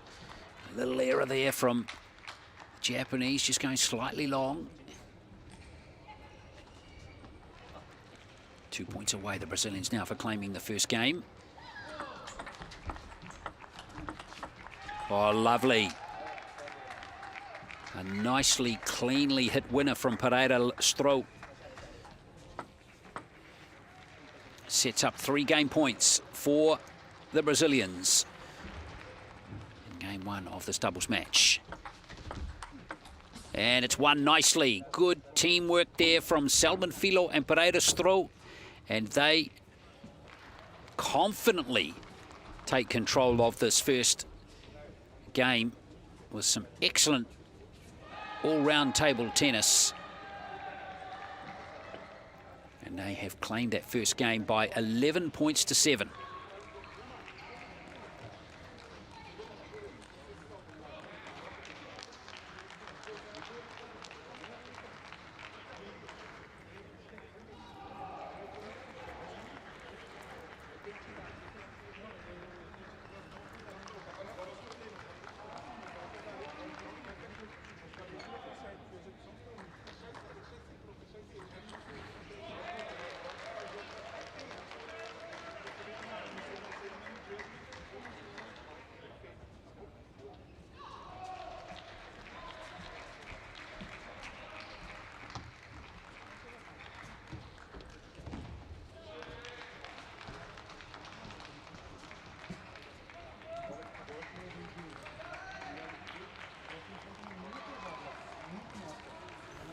So some good action in that first game.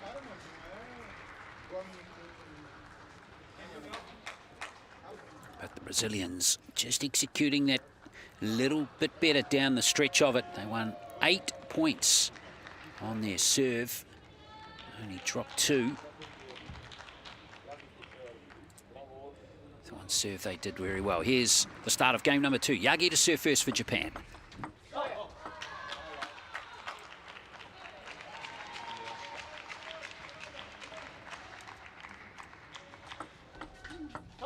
Well, good start, 2 points earned nicely there by Japan, and they are off to a good start. Nice accurate serving there from Yagi.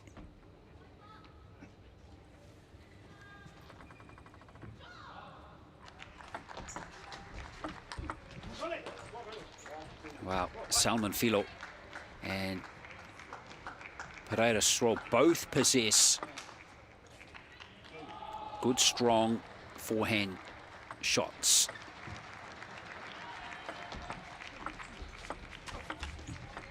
Good stuff from Yagi.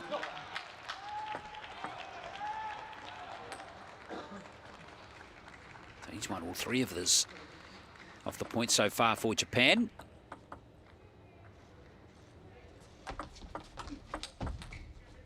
And again, some excellent combination there from the Japanese players. Good serve from Inoue. And a lovely finish from Yagi.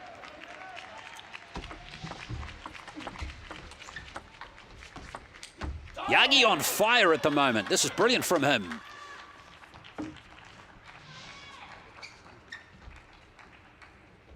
Got him behind that one really well and put it away very impressively. Yeah, he's enjoying himself, isn't he? Nothing like hitting a good, clean winner on the table tennis table. Pereira Stroll and Salman Filo, of course, have enjoyed some winners as well.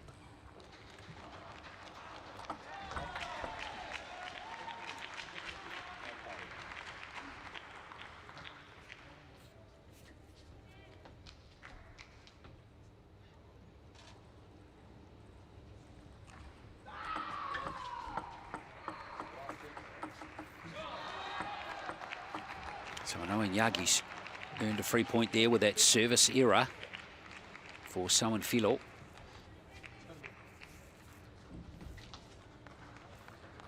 I'll switch to the backhand delivery this time.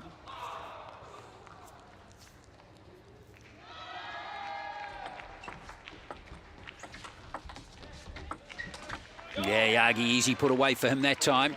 And it's not going to plan for the Brazilians, but everything's humming nicely for Japan in this second game. That one's sitting up there, and again, an easy put away for Yagi.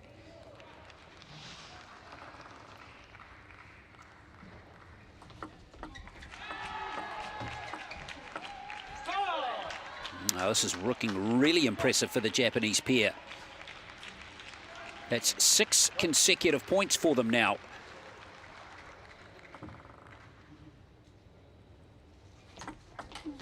Make that 7.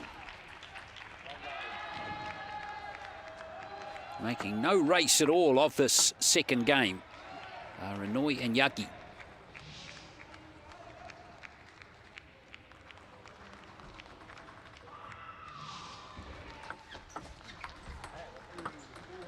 That one won by the Brazilian with Inoue's return going long, not hitting the table. And that has stopped a 7-point run.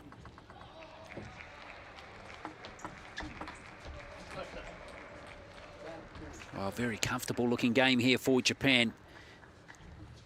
Try and get back on even level terms here in this second game. Remember, the Brazilians won that first by 11-7.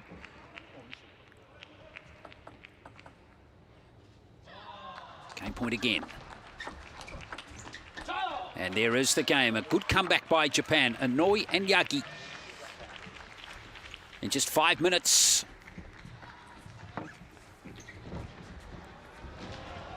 As they bounce back in this men's doubles match, winning that second game very comfortably by 11 points to 2.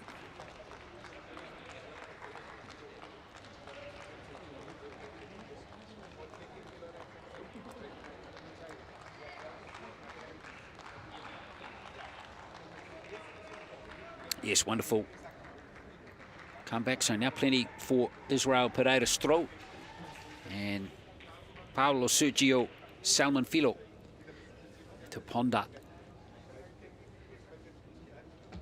After they performed well in the first game. What a response from Yagi and Nanoi. And they drew a line in the sand very early with some early points won, and they never squandered that lead at all as they moved away comfortably.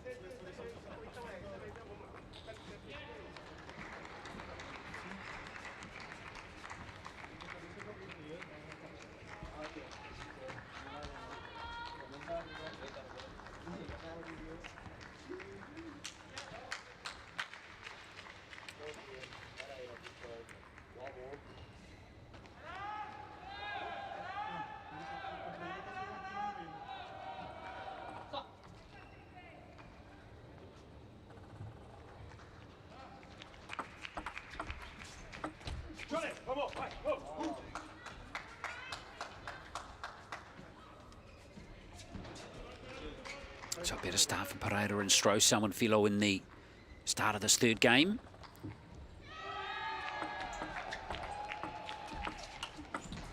Well done. That had an awful lot of spin on it there from Pereira-Stroh. Always swinging into the body there of the Japanese player. Couldn't get a good swing at the ball.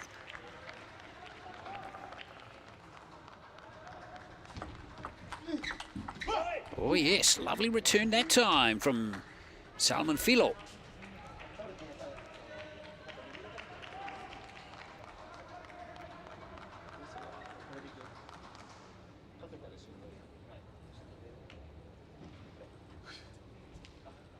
Yagi to serve.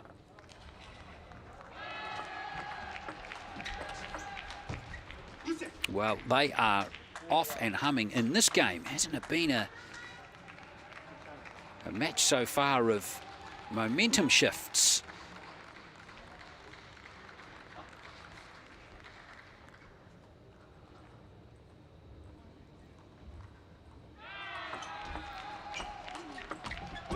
Again, 5 points in a row now for the Brazilians.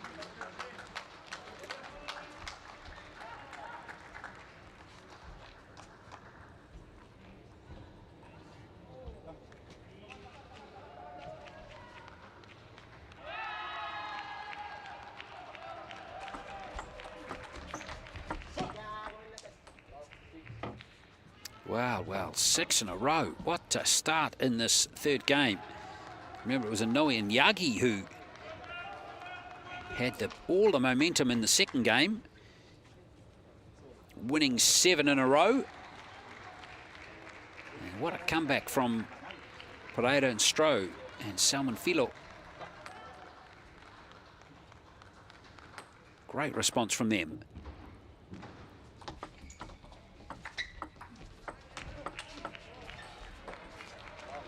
Well, everything humming beautifully for the team in gold.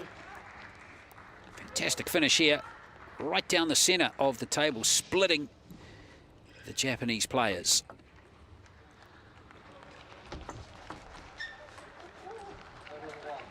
Well, an error off the racket of Pereira-Stroh this time, and finally the Japanese are on the board.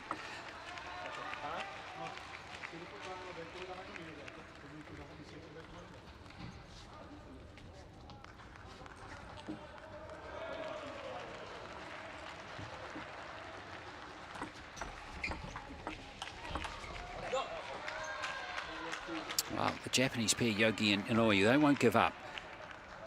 More than capable of swinging, weaving together a number of consecutive points, as we've already seen in this match. So Pereira-Stroh and Salmonfillo will be wary of that. Good serve.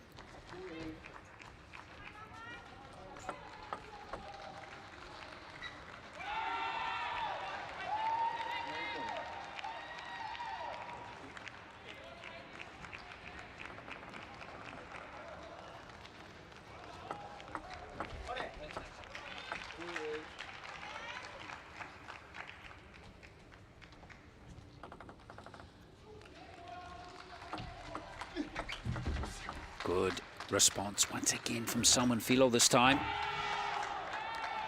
Resides in Sao Paulo. He's enjoying himself when he hits those clean winners, or shots that will force his opponents back. He's been in the Brazilian international debut all the way back in 2009.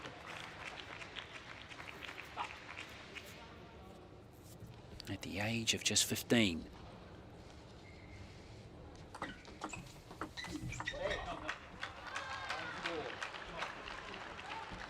Now the Brazilians doing enough to preserve this comfortable lead. Has been as high as 7.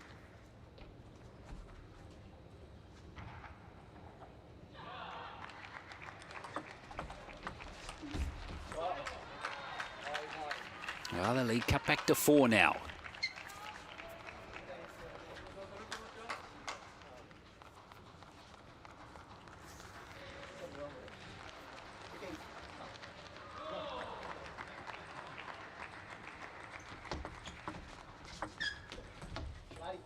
Again, Yagi just couldn't get around the ball enough to have a good swing at that one. Brings up 5 game points now for Pereira Stroh and Salman Filo.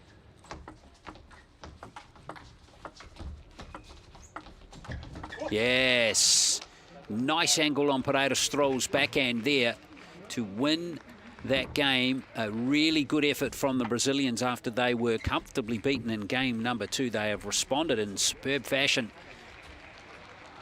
by posting a very comfortable win in the 3rd game of this topsy-turvy clash.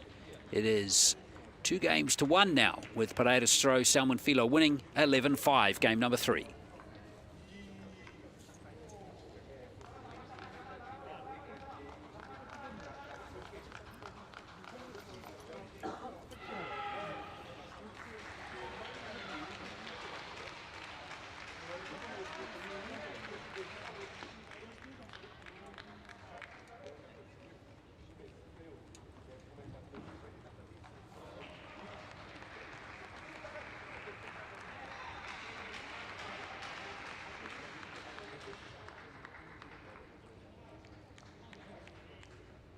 So plenty for the Japanese camp to ponder as they look to execute their shots a bit better. Maybe spread these 2 Brazilians a little bit more, wider of the table. They were certainly up on the edge and certainly able to get good swings at the ball and keep the Japanese players on the defensive. So here we go with game number 4. It's the Brazilians leading by 2 games to 1. Needing just 1 more game to win the doubles before we move to singles action in this men's teams round of 16 match in classes 6 to 7 here at Tokyo 2020.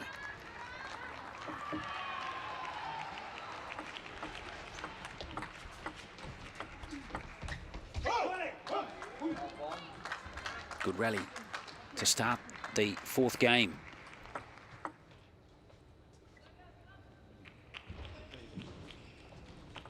Good 7-shot rally, that one. Equals the longest of the match. And that's what we saw from Japan regularly in the 1st game. Yagi able to get a good swing at the ball and apply pressure to the Brazilians.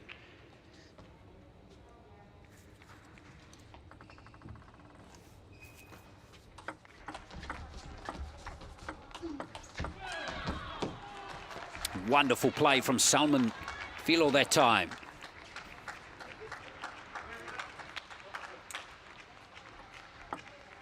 It's a very even contest, this one.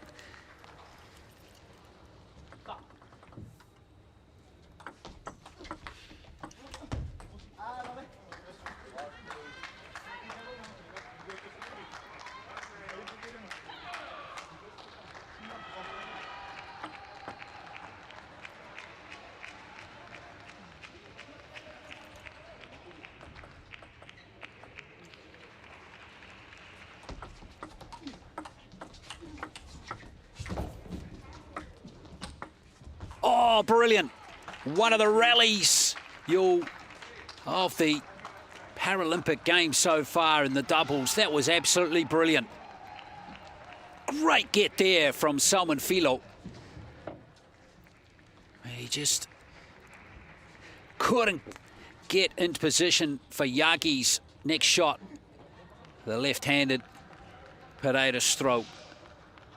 Now, let's hope that Salman Filo was okay after absolutely scrambling for that shot. Awesome play from all four players.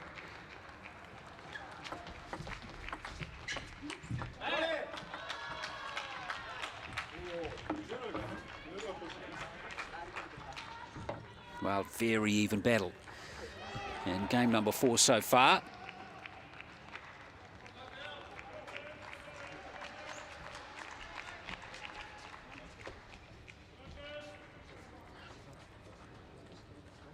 Neither camp wanting to drop their guard. If they do, even just for a minute, that could be the difference between winning and losing this game. Oh, sneaks over the net. Yagi gets one there for Japan.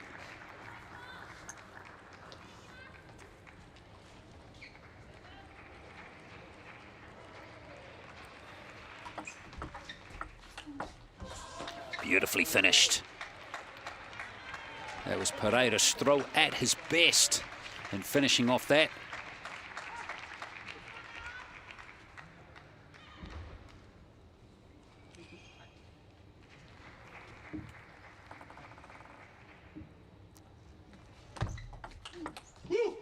Ooh, that one sizzled off the racket as well.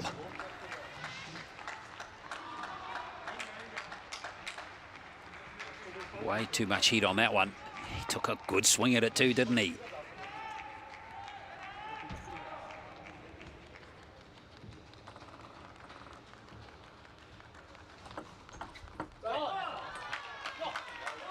But despite those two brilliant plays from Pereira's throw, we're still locked up, 5 apiece.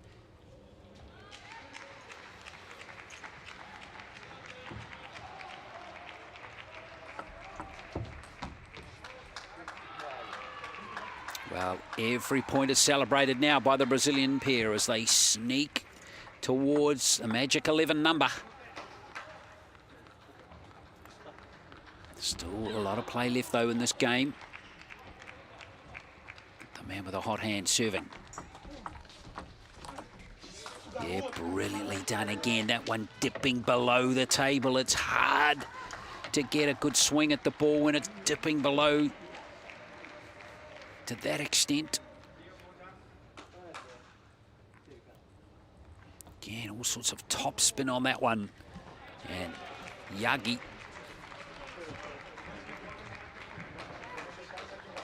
couldn't get it back. It's a 2-point game now for the Brazilians.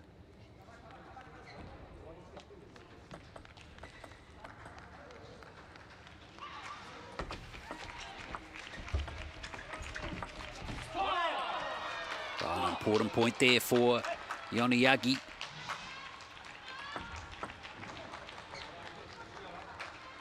Good play from Ioni that time. He got lots of depth on that one.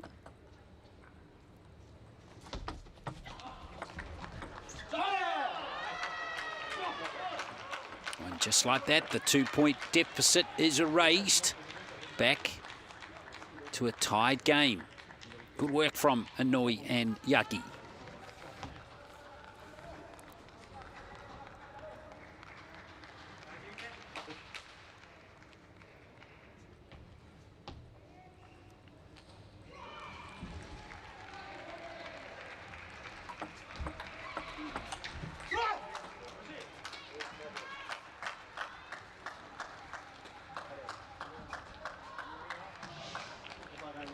Oh, just slightly long. Well, real scoreboard pressure being applied on the Japanese now. Oh, they okay with it?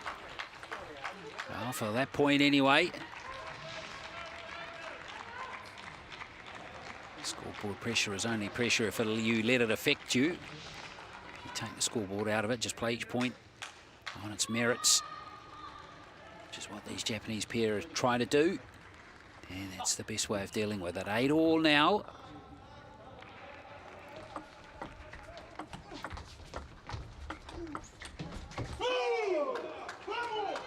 Whoa, they only need 2 more now, the Brazilians.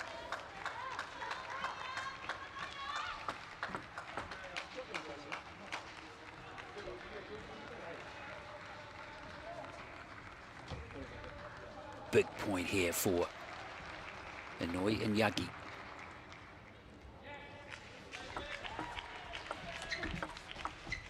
Oh yes, lovely play from Salmon Filo. Almost anticipated that one. Took it nice and early, and the width was just too much for Yagi Katsuyoshi. So that brings up 2 match points for Pereira Stroh and Salmon Filo. And a timeout's been called by the Japanese.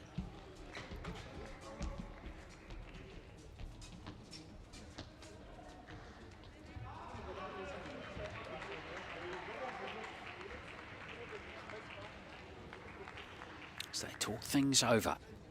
It's all on them now. Perhaps only 1 more point left.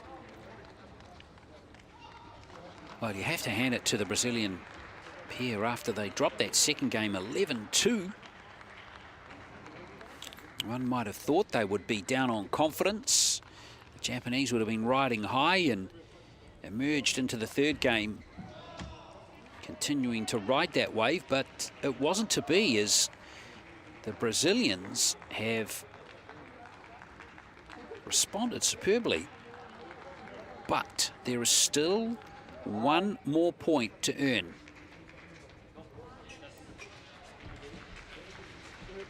As they look to grab the first match in this round of 16 encounter here in the men's teams table tennis class 6 and 7. So here it is, match point once again. Pereira Stroh, Salmon Filo. Pereira Stroh to serve.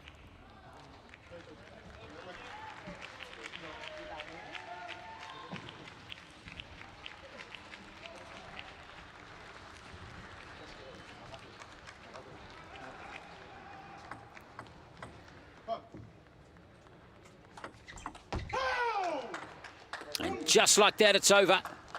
And it is the doubles going to Brazil in this round of 16 encounter.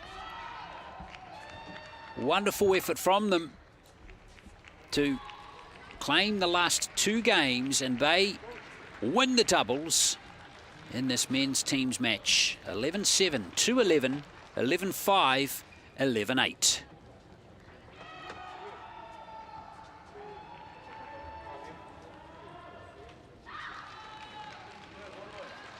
Look at the stats. Brazilians earning 4 more points in the game. Slightly better on serve, as we often see with winning teams. Other than that, a pretty even match. And just because the Brazilians win the doubles doesn't necessarily mean they'll win the singles. So we'll see if Pereira Stroh, who's going to be first up in the singles, will replicate. We'll be able to replicate what we've just seen in the doubles.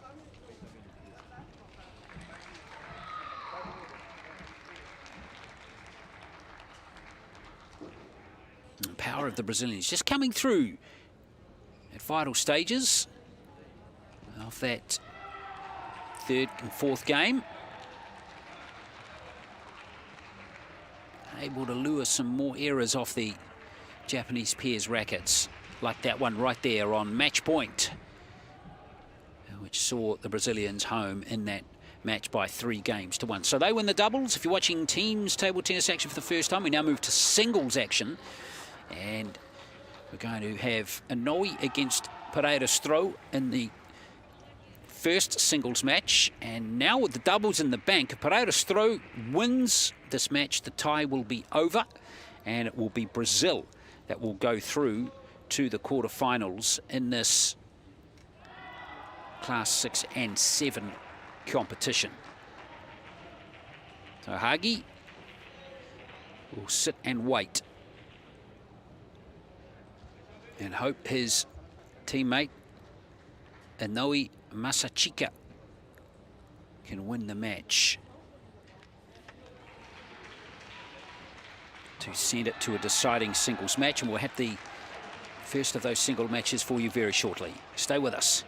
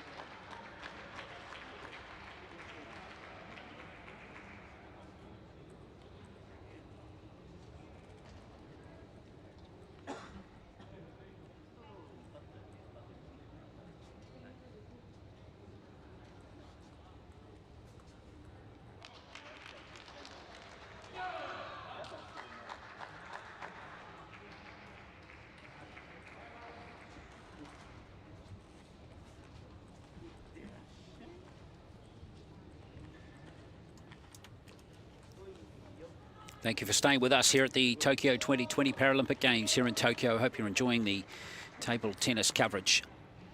We're heading to the second match now of the men's team's Class 6 and 7 competition.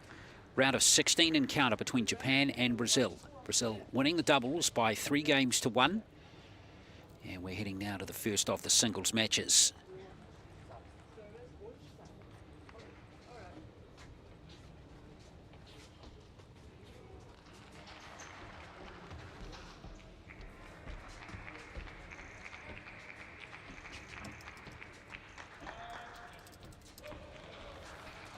So this will feature Inoue Masachika of Japan up against Israel Pereira-Stroh of Brazil. Both have already featured in the singles competition earlier in these Paralympic Games. Pereira-Stroh,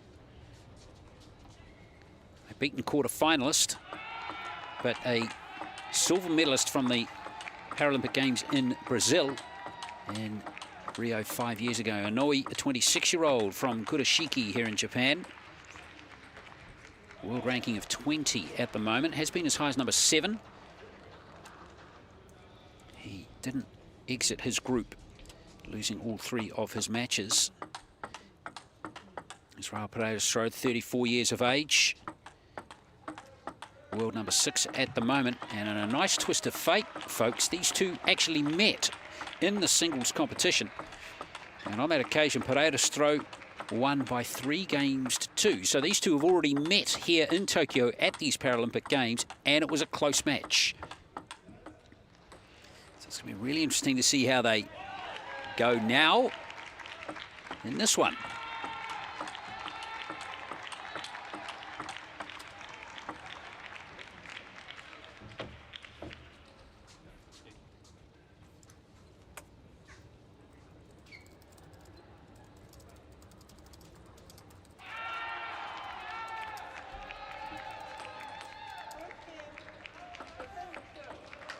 Here we go. It is the singles match here in the men's team competition. Inouye to serve first.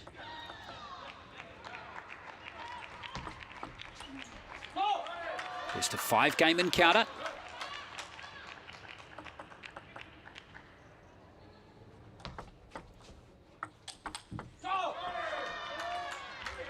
Some very crisply hit shots coming in already.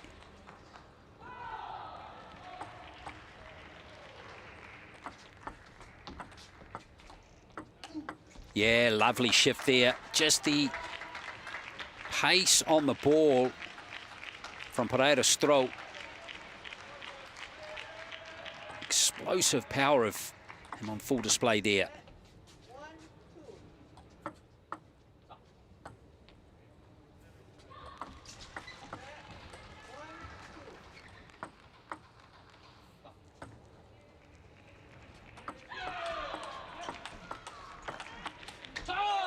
Some good rallies unfolding here.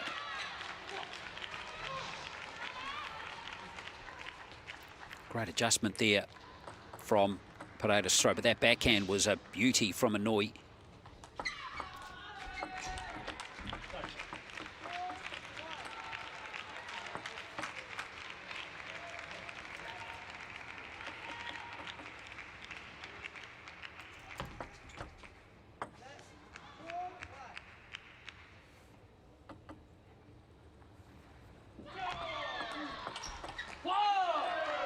Wow.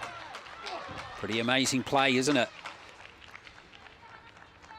From Inouye Masachika so far.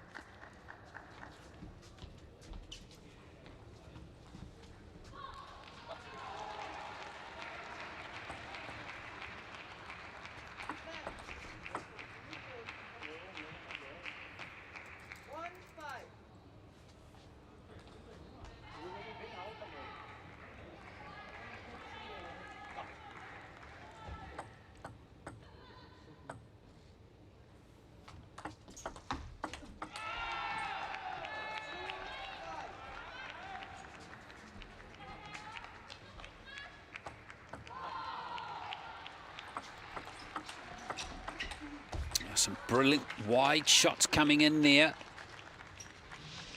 from Inouye again. See the Brazilian at full stretch there.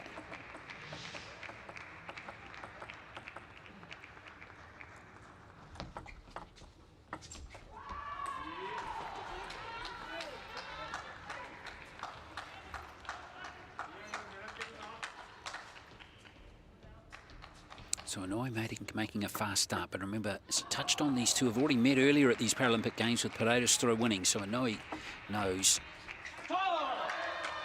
that there's going to be some tough moments during this match. And of course, the extra pressure that Inouye faces. The Brazilian's already winning the doubles, means he must win this match to have any chance of Japan moving through to the quarterfinals. Good serve. So that's 2 points in a row now to Pereira-Strode. He's halved that 4-point deficit that he faced just a moment ago. He's a good player. Remember, he's a silver medalist in the singles from the last Paralympic Games in Rio 5 years ago. two-time Pan American Games silver medalist as well. Even though these two are quite different players, Pereira-Stroh quite a bit taller than Inoue. They've had some good success as individual players. Inoue is a 2018 bronze medalist in singles action at the Asian Para Games. So still just a 2-point advantage to him.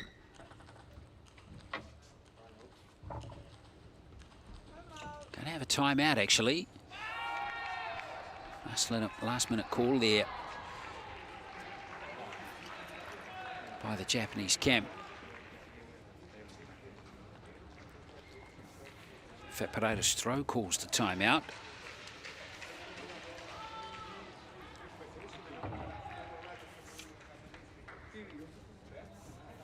So really interestingly poised game. First game of the singles.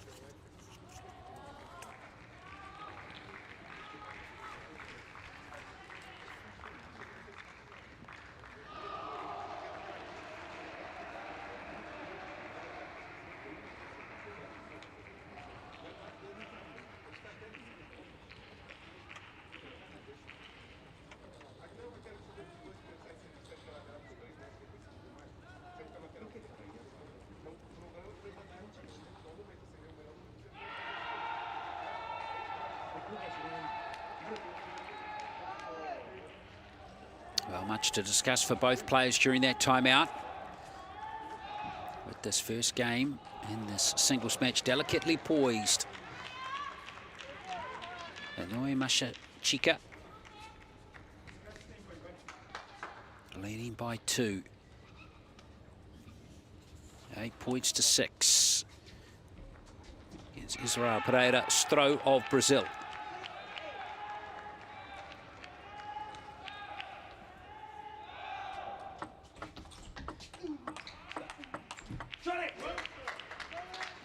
So important to come out with momentum after a timeout.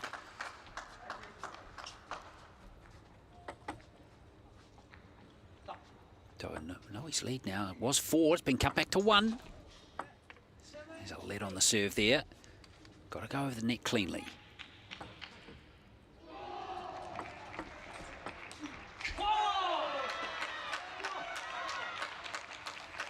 Well, that was a big point for Inoue.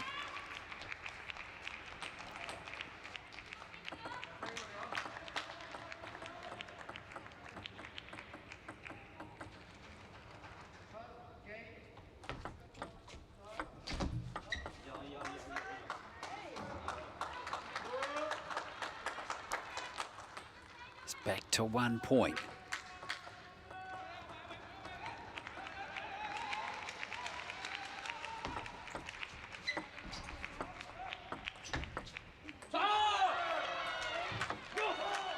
Well, Inoue happy with himself. He's on game point now.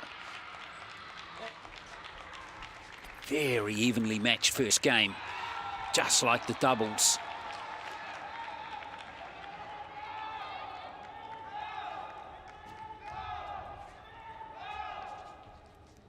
Every point.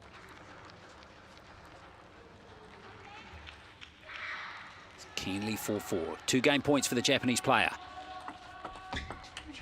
Oh, and there's one scrubbed out with a brilliant forehand winner from the Brazilian. Didn't muck around, did he?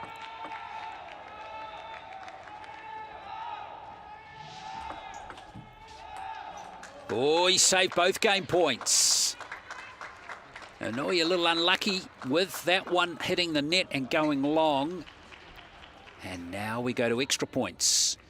Winner of this game, got to be 2 points clear.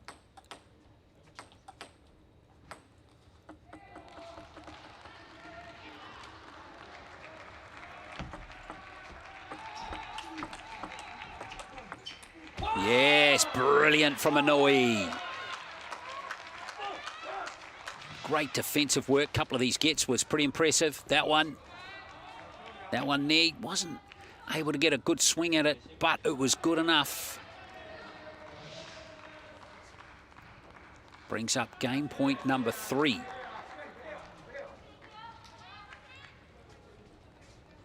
For Noi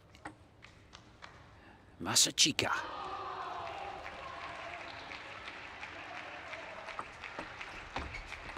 There it is. And up goes Yagi and the coach, and they are a happy camp with Japan on the board. In a very tight first game. Noi made a very good start. He never trailed in that game, but it was a tough one for him in the end, winning it by 12 points to 10.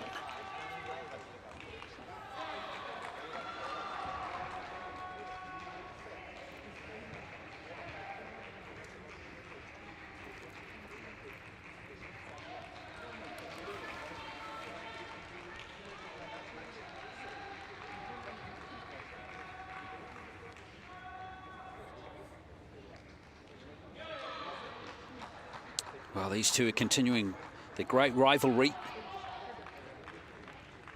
Yeah, we've just seen that doubles match where they traded shots regularly through it. Earlier in these games in the men's singles competitions, Stroh won a thriller, 3 games to 2, and now we've been taken to extra points in this game here as well. So these two very aware of each other's strengths and weaknesses.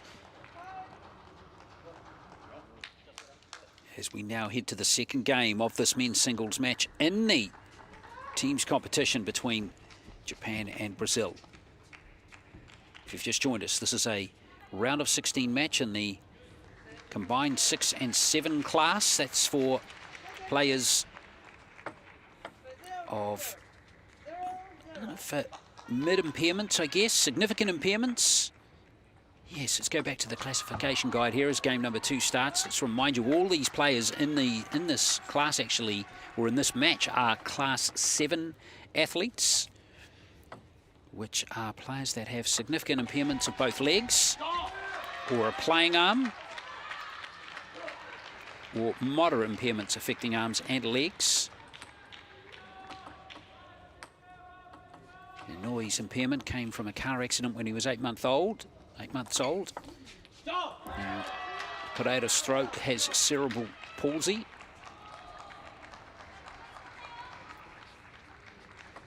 It's a really interesting and intriguing match unfolding between these two.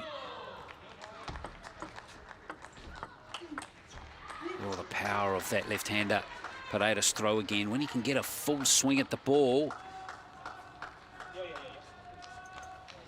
it's very hard to stop.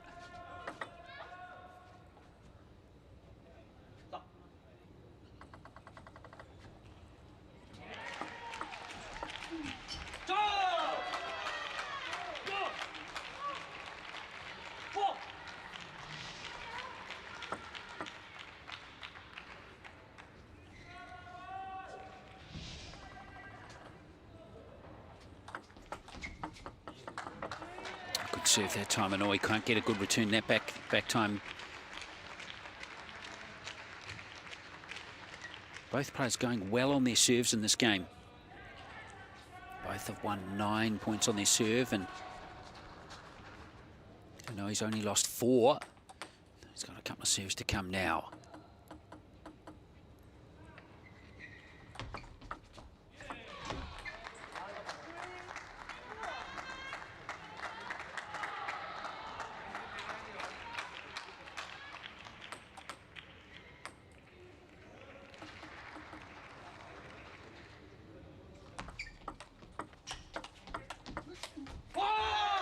Gone long from Pereira Stroh. So, 4-all in the second game.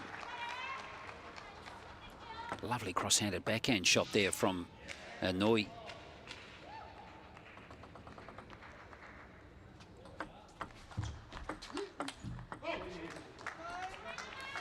Well, these two trading shots at the moment.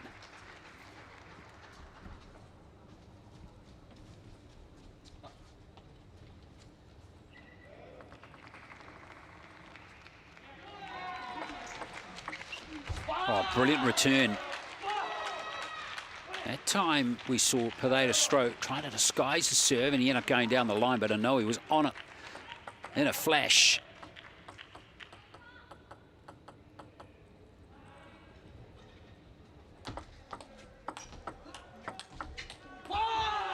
Again, another beautifully executed backhand shot. Deep and wide.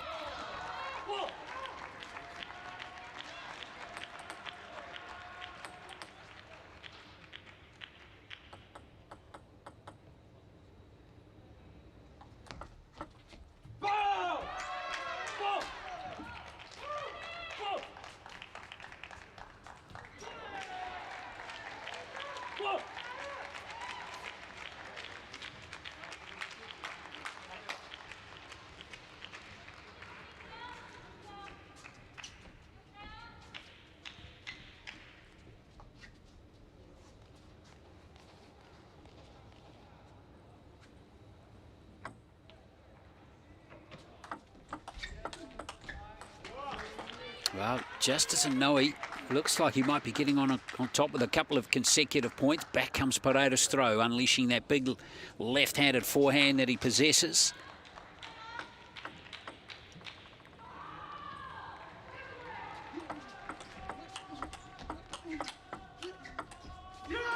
Another good rally. Longest rally of the match so far has been 8 shots, which has just been equalled with that rally there.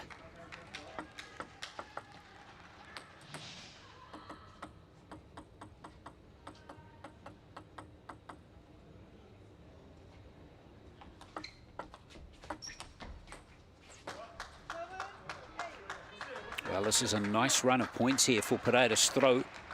That's 3 in a row now.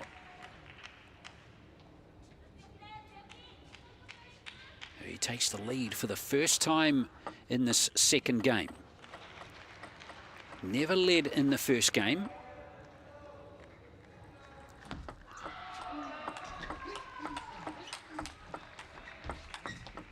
Oh, that's hard luck from Inoue. Again, some very keenly hit shots in a very competitive rally. But now 4-0 run for Paralympic throw as he gets close now to equalising at 1 game all. Still going to be a lot of play required though. Oh, maybe not. Well, this is a stunning run of points here. 5 in a row. He was trailing 5-7. Now he's got game points. 10-5. Oh, and Inoue benefits from the net just. Paralympic throw has a bit of a look there at the tape at the top of the net.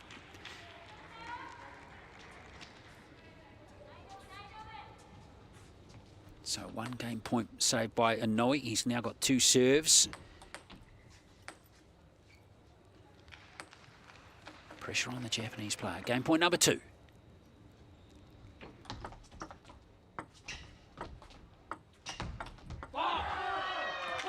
There's a second game point saved. A timeout's been called. The momentum with the Japanese player. Paralympic Stroh wants to talk things over.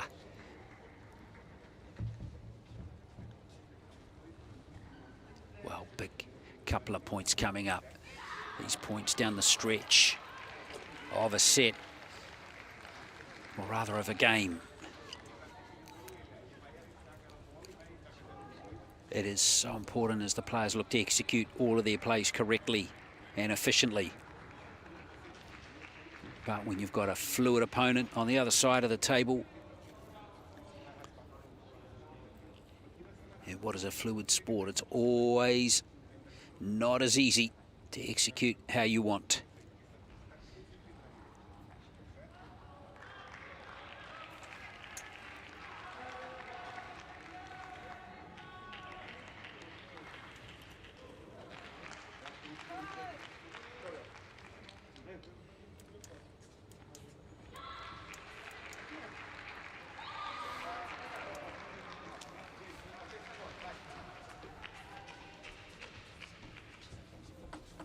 So, timeout is over. 2 game points saved by Inouye. But he's facing a 3rd game point.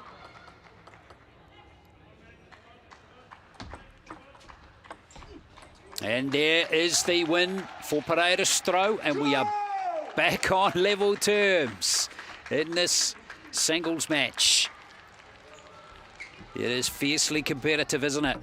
The will to win, the hunger to succeed is very strong in all 4 of these players in this men's teams competition. And it is the Brazilian in a tight match who strikes back to win that 2nd game 11-9. Well, it couldn't be tighter, could it? 21 points won each in the match so far. Statistics are very, very even. Both have won 13 points on their own serve. Both have lost 8 points on their own serves. So very even between these two. And really, you couldn't predict which way this match is heading.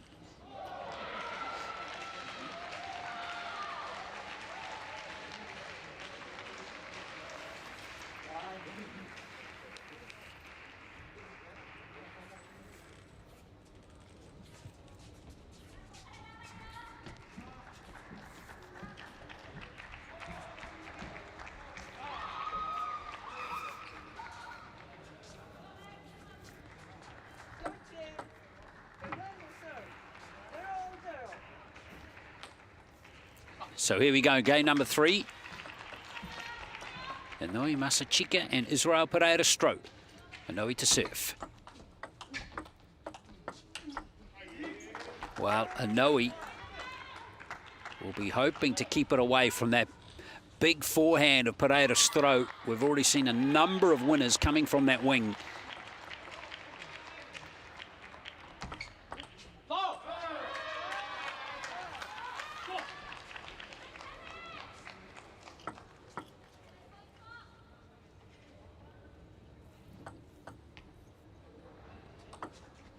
Oh, service error. Oh, we haven't seen too many free points in this match so far, and in the doubles either.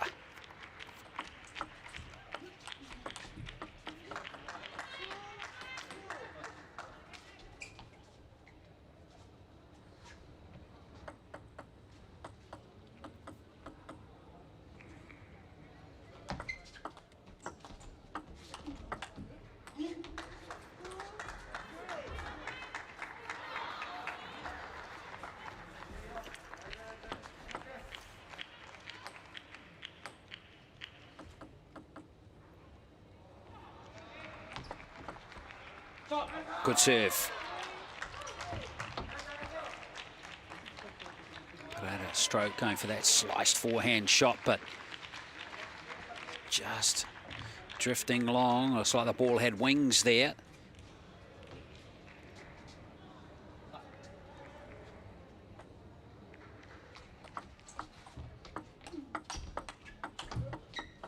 This time, Pereira Stroh effective off the backhand. That time, that was impressive.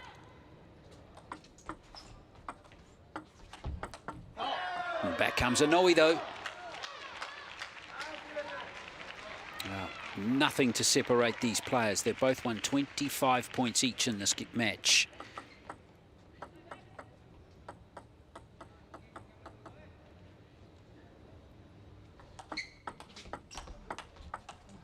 Oh, what about that for an angled winner?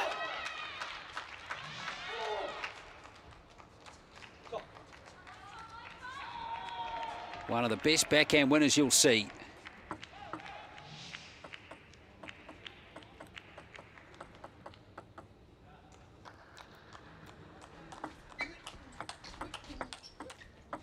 Oh, great play from both players. There was some heat on those shots from both.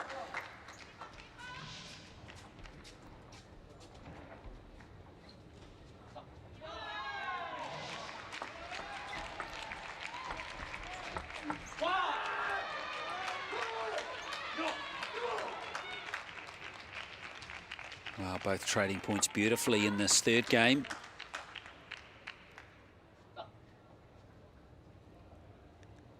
Both have enjoyed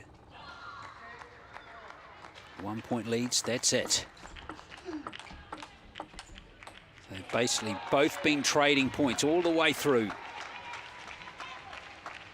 And again, these tight games. Remember, Inouye won the first 12-10. Paredes throw the second 11-9. These two are having an excellent contest here. I hope you're enjoying it.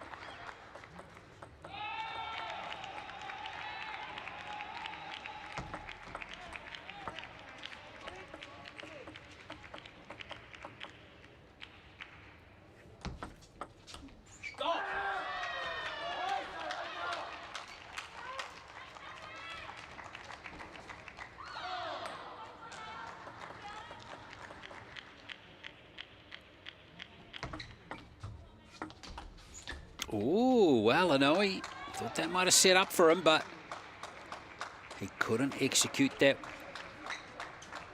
winner, and we're locked up again.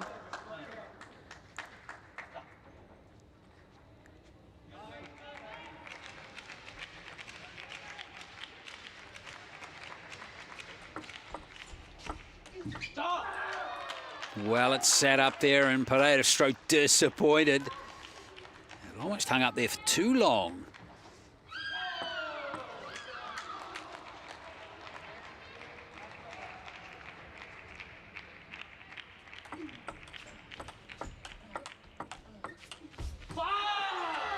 Again, another really competitive rally. Some fantastic shots from both players. And that one from Inouye right on the corner. That one there had him at full stretch and was good enough. But it had to be very good. Oh boy, now we've got an interesting situation. With Inouye winning 3 consecutive points now to bring up game points. And he's got to serve too.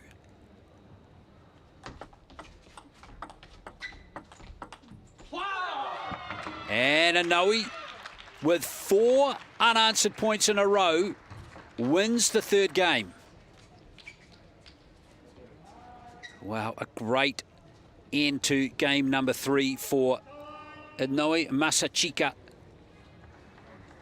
As the two players traded points, 7 all, right up to 7 all before Inouye, with a decisive play, now he leads by 2 games to 1.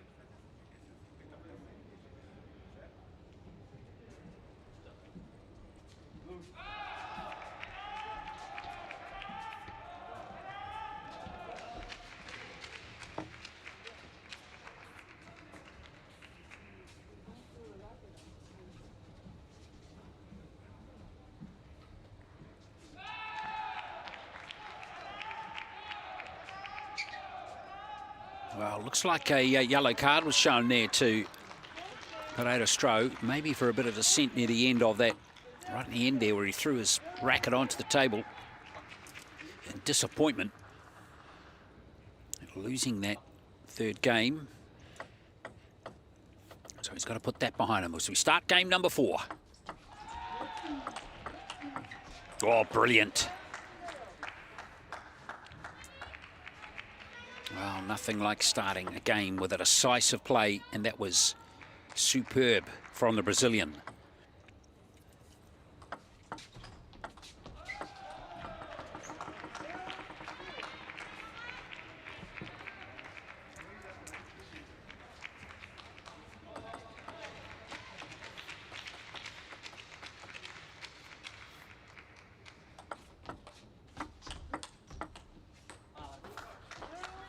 Wow, errors, a couple of errors.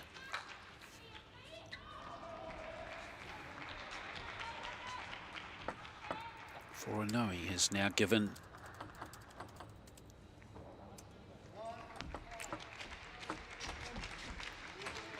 wow, Pereira-Stroh off to a fast start here. So if you're watching table tennis, Pereira-Stroh has indeed been handed a yellow card.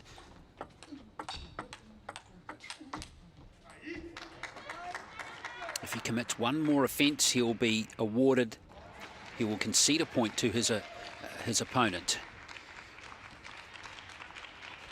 But at this stage, even if he does show some dissent, Inoue is already 5 points behind. Wonderful start here.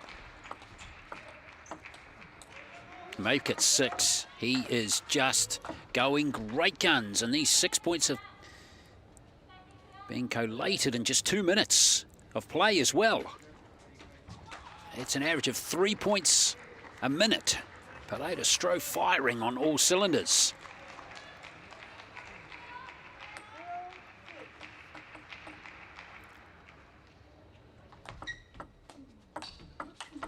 Well, an example of how quickly a game of table tennis can get away from you here.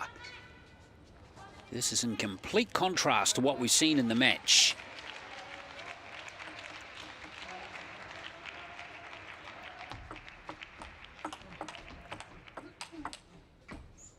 Well, every shot is just finding the zone at the moment for Pereira-Stroh. Well, Inoue.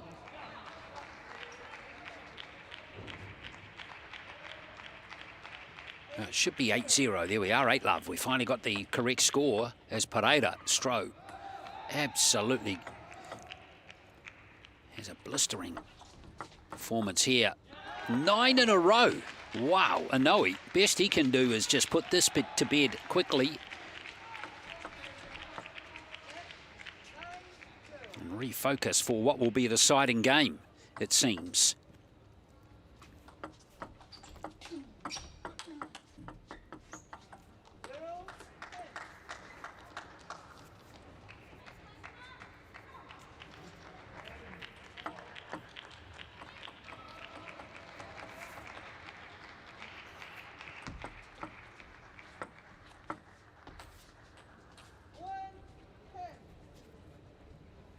Pereira-Stroh just giving up that point.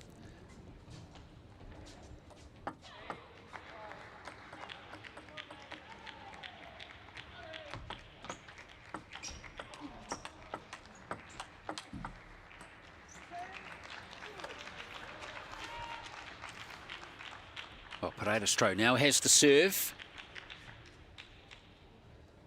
Hasn't lost a point on a serve in this game as he has another game point.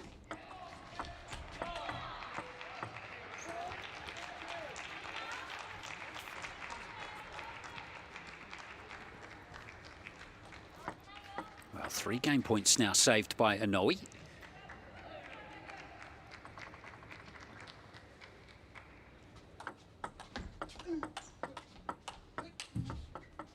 Make it 4 now.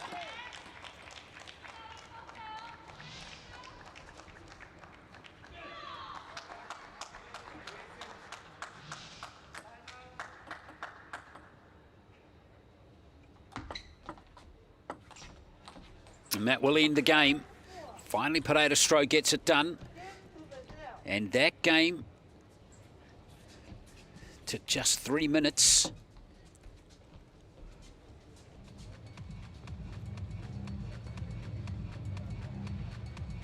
It was a strange game, that one, in complete contrast. So Pereira-Stroh levels it up, and we're heading to a deciding game. Remind you too that earlier at these Paralympic Games, these two fought out a 5-game thriller in the men's singles, with Pereira-Stroh winning on that occasion.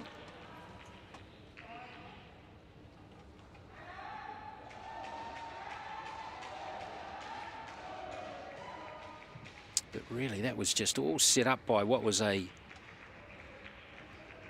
blistering start, which quickly got away from Inoue Masachika.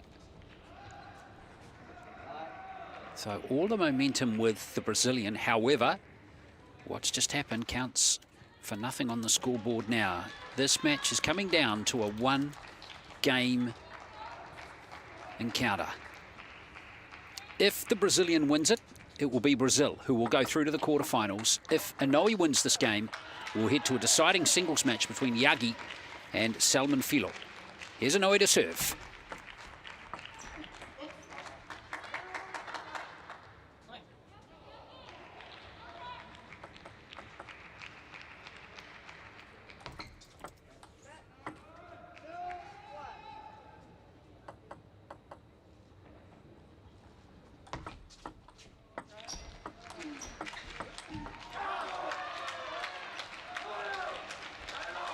When these two met earlier at these games in the men's singles, Pereira-Stroh won the deciding game 11-9, so it was very close.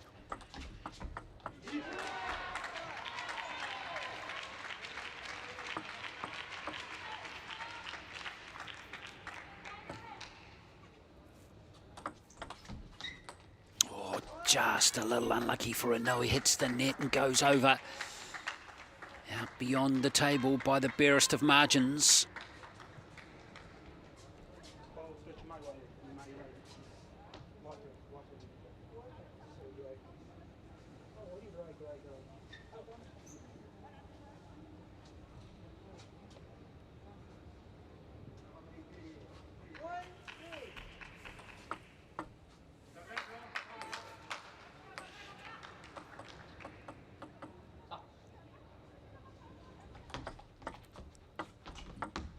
Oh, clever shot from Pereira-Stroh. I know he had to reach for it. Couldn't get it over. 3 points in a row now to the Brazilian. Oh, lovely shot from Inoue. Right wide in that corner. Those shots that can be placed wide and deep are always challenging. So that 3-0 run stops for Pereira-Stroh.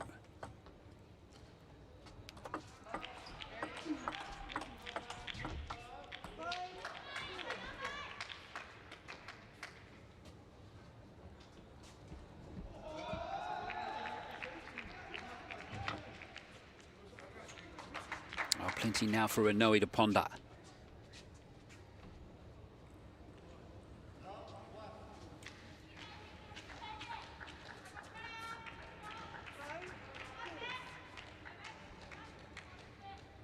Pereira-Stroh's outscored him 16-6 in the last 22 shots of the match, points of the match.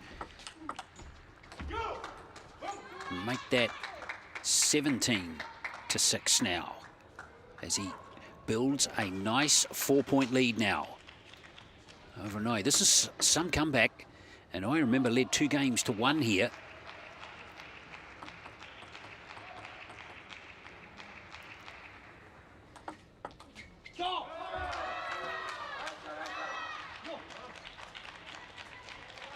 Pereira-Stroh, though, a wily player, silver medalist at singles at Rio.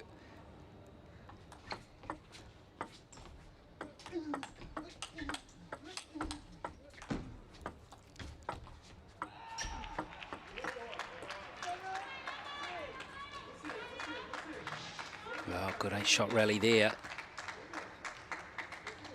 Okay, that was the longest rally of the match at 13 shots. Pereira-Stroh gets it though and restores that 4-point lead.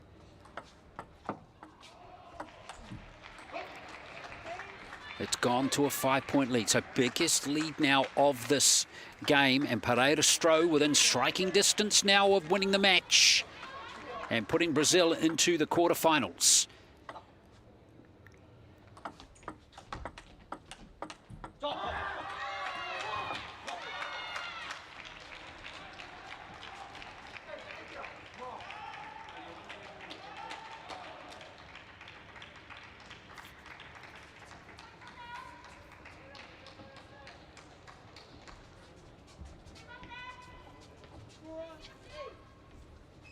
No, he now has to create uncertainty. He's down by 4.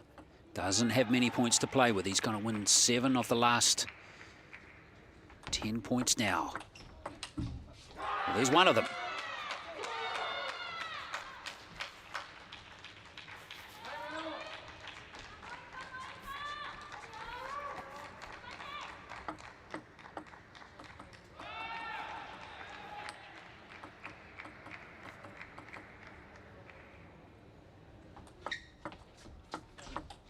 Oh, lovely backhand.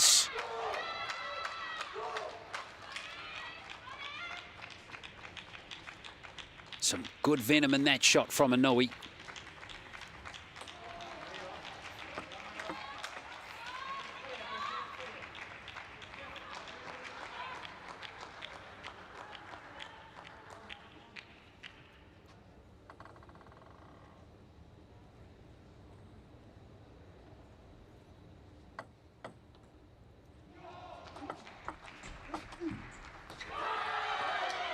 Wow, what a nice run of points now for Inoue. 4 in a row as he cuts that 5-point deficit all the way back to 1. More drama in this match.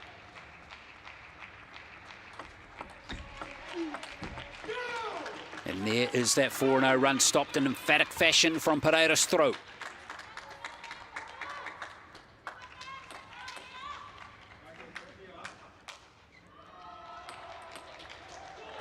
Big point here for the Japanese player.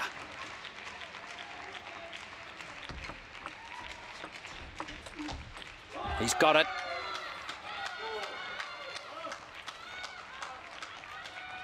Another serve to come from him.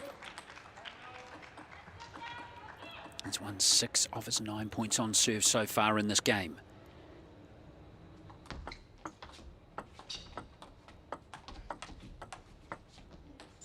There's another one. Wow, what a comeback fair from Inoue.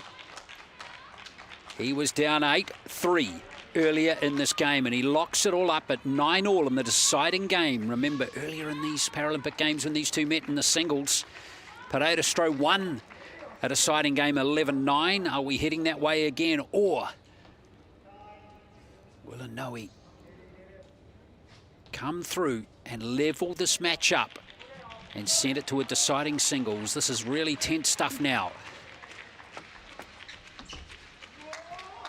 And that brings up a match point for the Brazilian.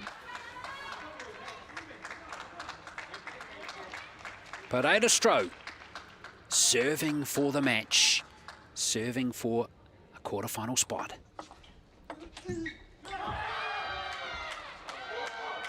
We are going to extra points.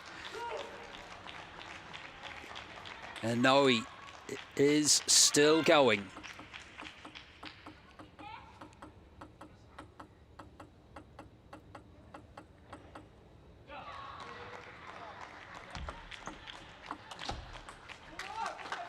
Second match point now for Pereira Stroh.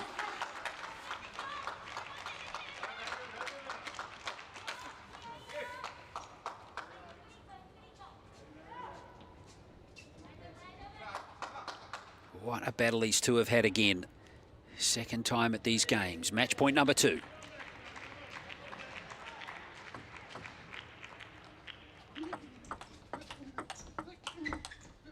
And that's it. And Pereira Stroh gets there. What an epic win for him.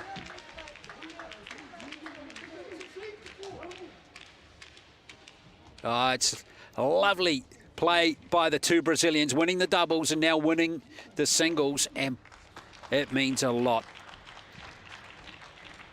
to Israel Pereira Stroh, who had to really fight hard in that match. He has come through to win an absolute thriller by 12 points to 10 in the 5th game to win it by 3 games to 2.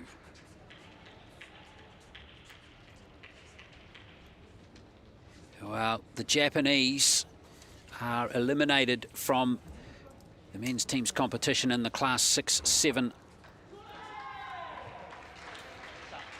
But this was a brilliant match, which Pereira Stroh just got on top, winning the big points when they came along. And he outpointed the Japanese player by 5.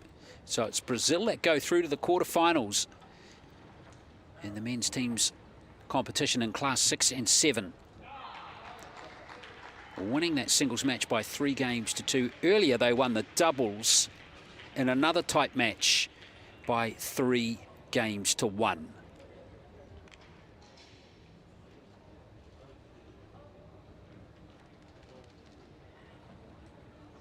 So the Brazilian pair of Pereira Stroh and Salmon Filho go one better than they did in Rio by qualifying for the quarterfinals. They have a tough opponent, though, in those quarterfinals, China.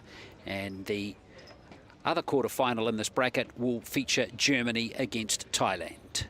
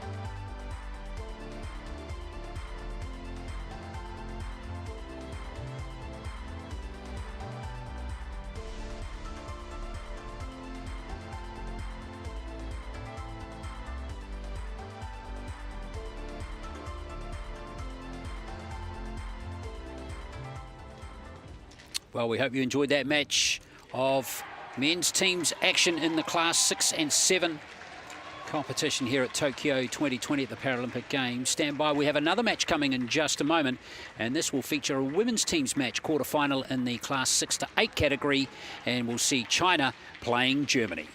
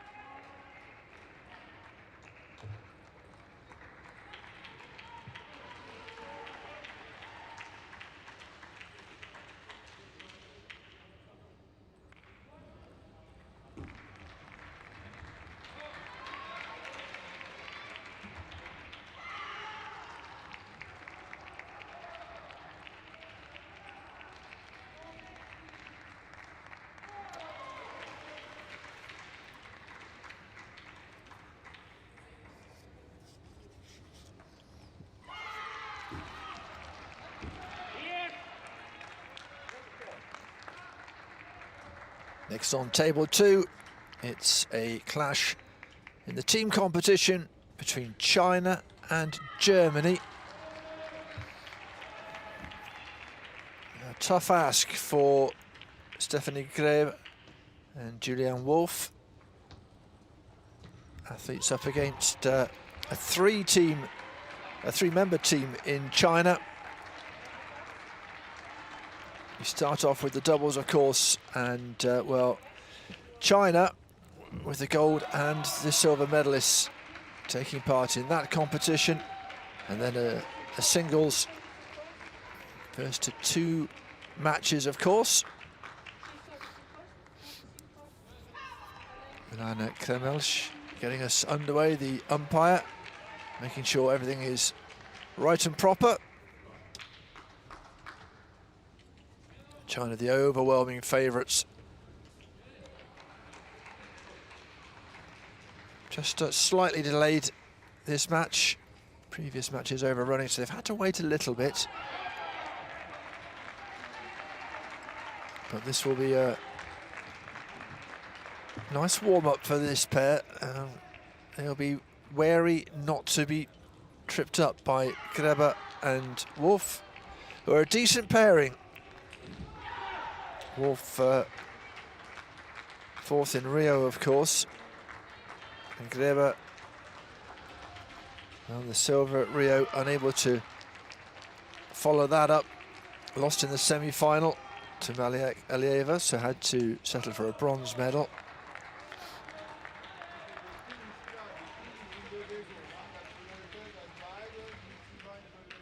Last instructions from the coach, then the warm-up, then we'll be underway. This quarter-final.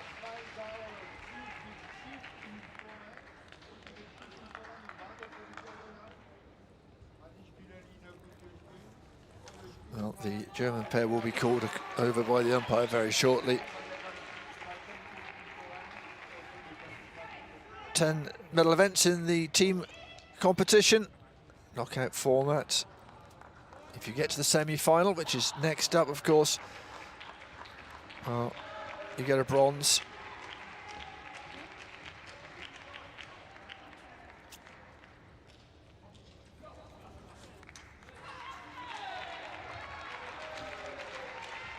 Okay then, here we go. Everyone's inspected each other's rackets to see what kind of rubber they've got on there. Give them an idea of what they may be playing.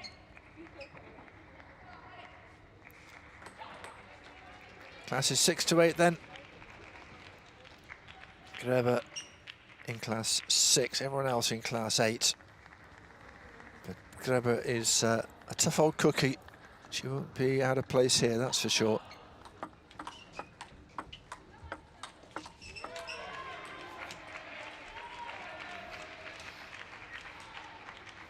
Mao and Huang Wenjun, shorter of the two. Lost to a teammate Mao, 3-0 in the singles final, but now they are reunited on the same side of the table.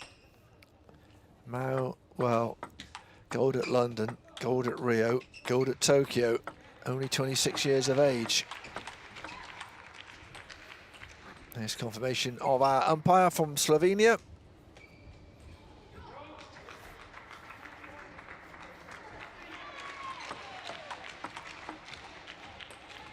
And she is ably assisted by Yoko Iba of Japan.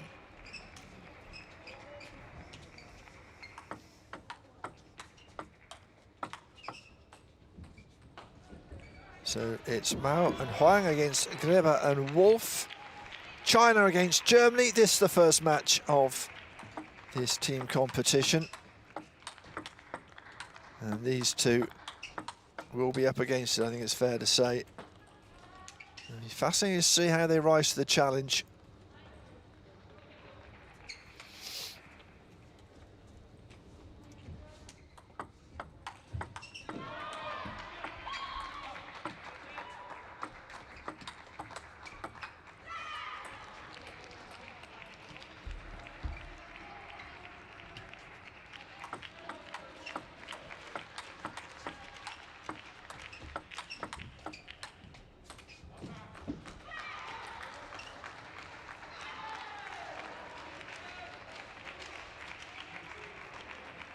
Grebe on the left of that picture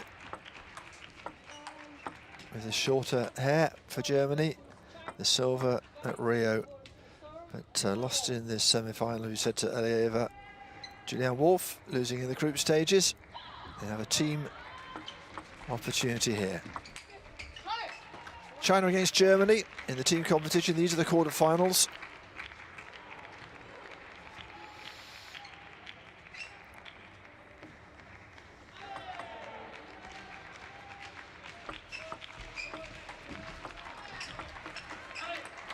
Got the advantage of the net cord there. Grebe.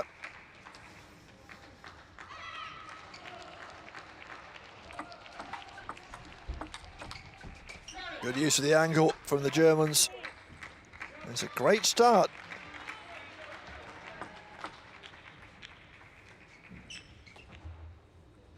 It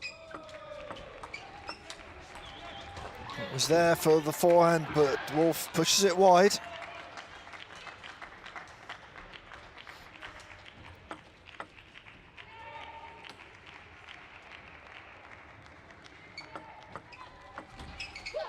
That's a wild flick on the backhand from Wolf, taking away with a spin. China, from being love 3 down, back with a point. Make that level. Surprise serve, tried the fast flat side spin serve from Grebe.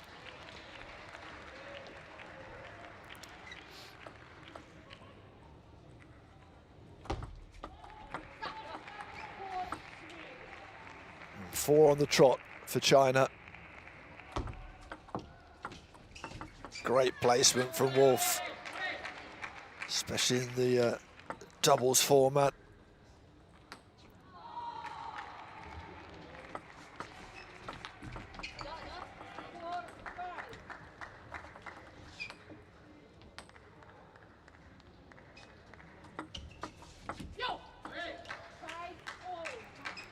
Trying to chop it back with some backspin, but into the net, and it's still very tight now.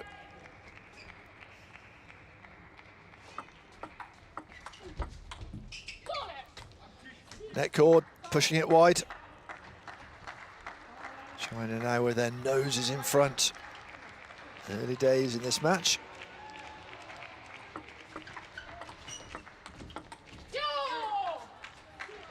Grebe like that one. It's a good return of serve from her.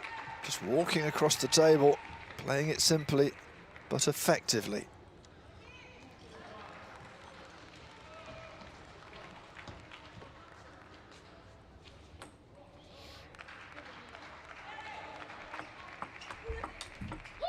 What a return that was from Mao. See why she's a 3 times Paralympic champion. Another great return. Grebe with the fast flat serve. Mao was alive to it.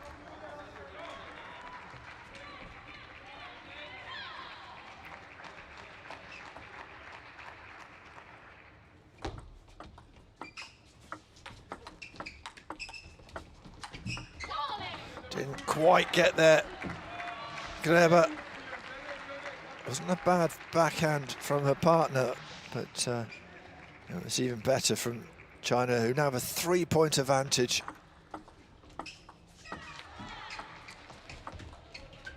And it's gone long, 4 game points.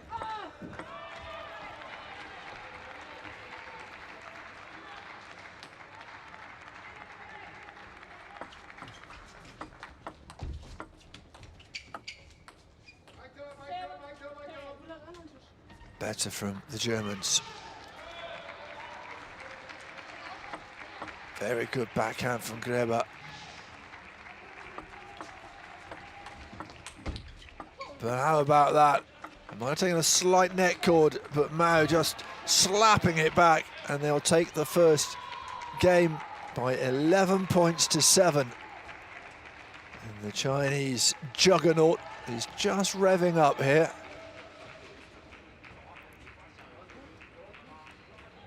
Germans were 3-0 up and held them till the middle of that point. in that game. They were, what, 6-6, and then all of a sudden Mao and Huang pulled away ruthlessly.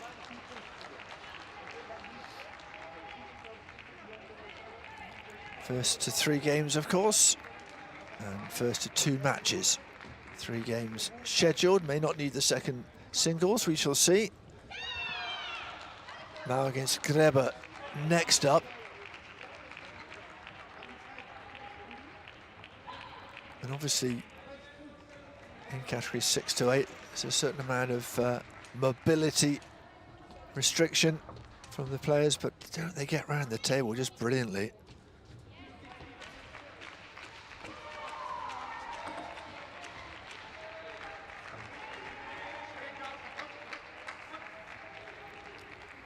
Germans with a bit of work to do then. 1 game down early on though in this match.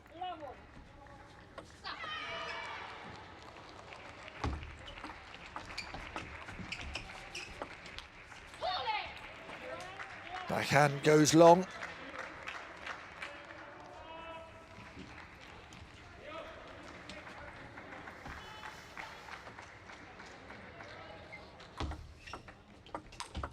Oh, what a forehand from Huang. Lent in, lots of topspin. That's a lovely serve. We've seen that quite a lot through the tournament in the singles from Grebe. Does like that serve.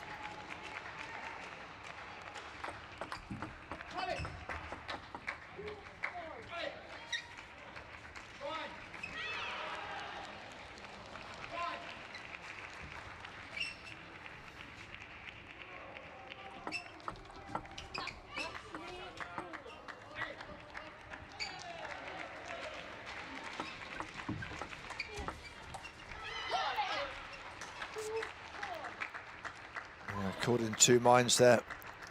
And then it was a bit of a nothing shot that kicked off with the spin.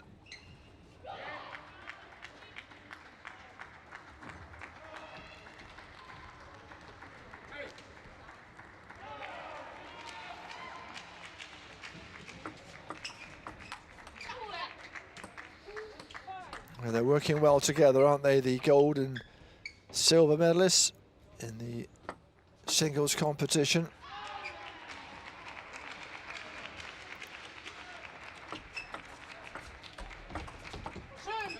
That's good angles from Grebe. Not for the first time in this game.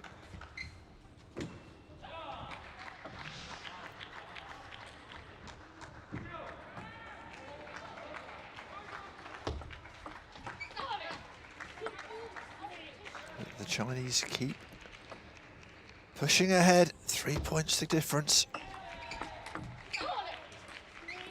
And the backhand into the net from Wolf will not help matters.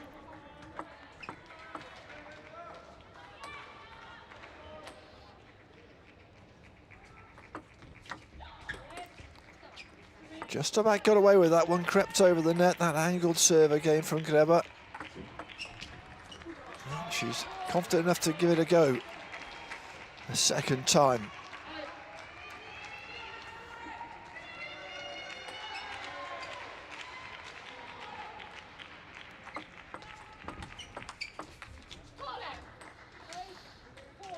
And this is pretty smooth going from the Chinese.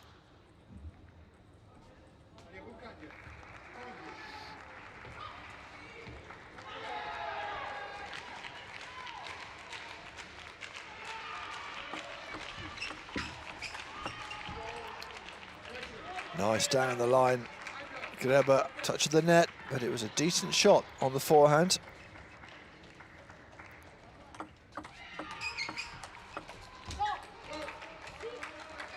And a nice couple of points, giving the Germans some momentum, and the serve, of course.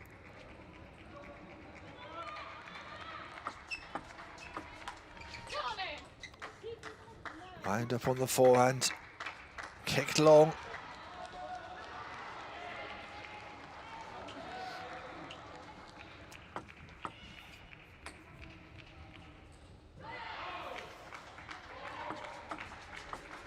Oh, lovely. Just chopped it, floated long.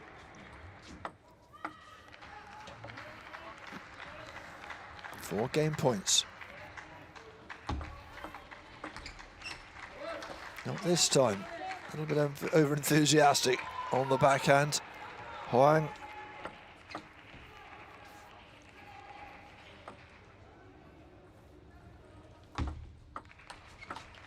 Oh, lovely. You could see the side spin just curving it around. A couple of points to take the game wasted then, but the Chinese pair will be confident they can close this out.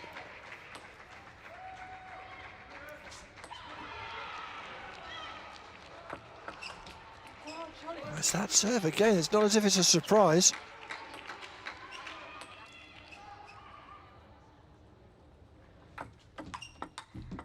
Not this time. Not this time. Mao and Huang alive to the danger, and they took a couple of game points to get there, but they lead now in this team competition, this doubles match, by 2 games to nothing.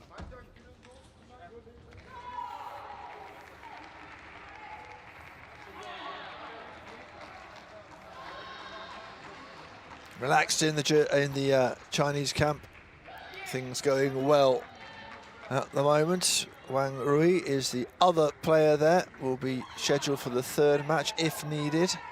At the moment, able to sit and watch and enjoy as Huang and Mao just cruise towards this match.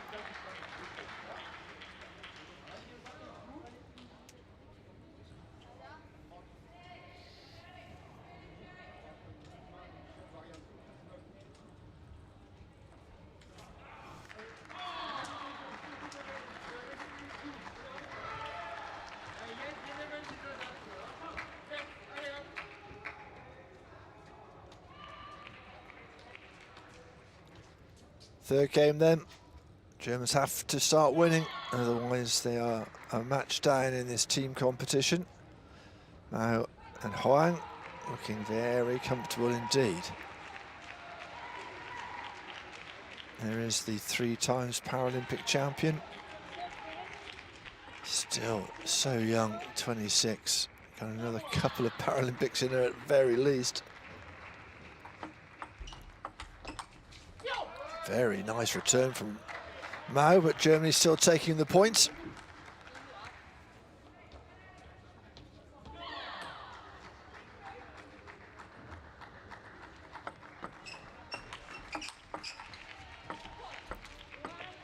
But just a little tucked up, they couldn't get the ball back.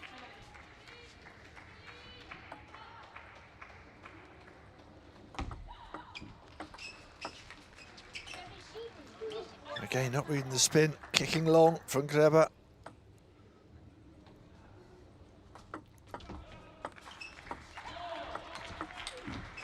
Oh, that was nice from Wolf, but it took a neck cord, I think, and just went long. So China racing ahead. And the angled serve not working out, and they're in a spot of bother here. And will there be a timeout? I think the coach was just ahead of me. Well, you have to call it now. When would you call it otherwise? Try and disrupt the momentum of the Chinese. I think it's a bit of a tall order, to be honest with you.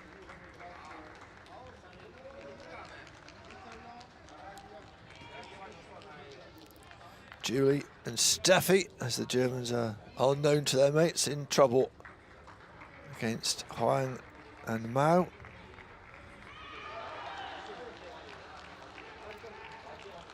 Huang and Mao are looking for another team triumph, I'm sure. Another gold medal for Mao would be most welcome, I'm sure.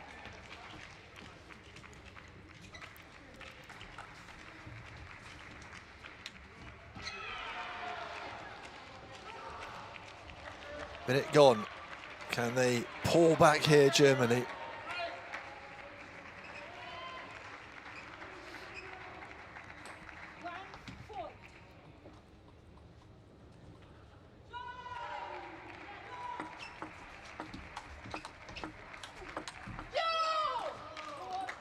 Nice work from the Germans. Combining well. Lovely forehand from Greber and an even better one from Julian Wolf.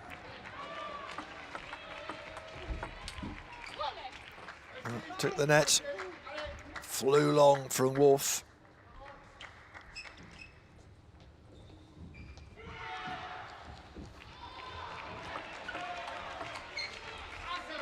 Along this time from the gold medalist.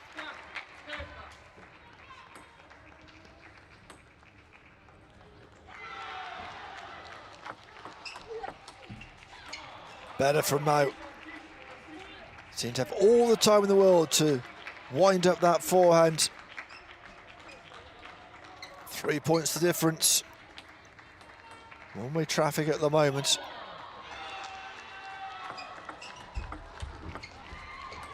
And that was nice from Wolf because it was another swooping forehand from Mao.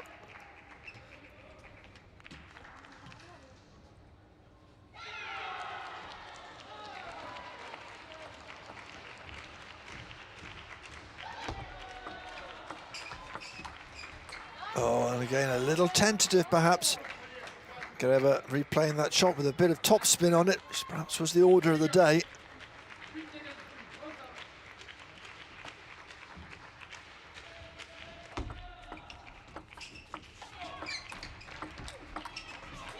Yeah, nicely done. It was a good serve with lots of back and side spin, but that was the time that the momentum of that point changed. Little net cord and, well, still 2 behind.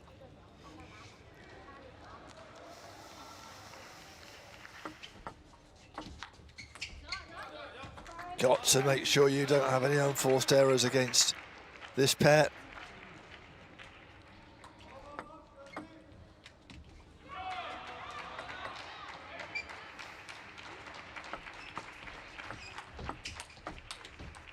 Oh, what a forehand again. Power from Mao Jingdian. What a shot that was. Couple of points away from the match. Oh dear, it was a nice shot down the line from Greber, but Wolf couldn't follow it up. So a chance to wrap it up here. And what a way, emphatic from the Chinese. Mao leading the way. That forehand really is firing nicely. And it's taken, what, 18 minutes to get over the line for the Chinese pair of Mao and Huang, who overcome Stephanie Greber and Julian Wolf. And it's China who lead by 1 match to nothing in this quarter-final in the team event for women.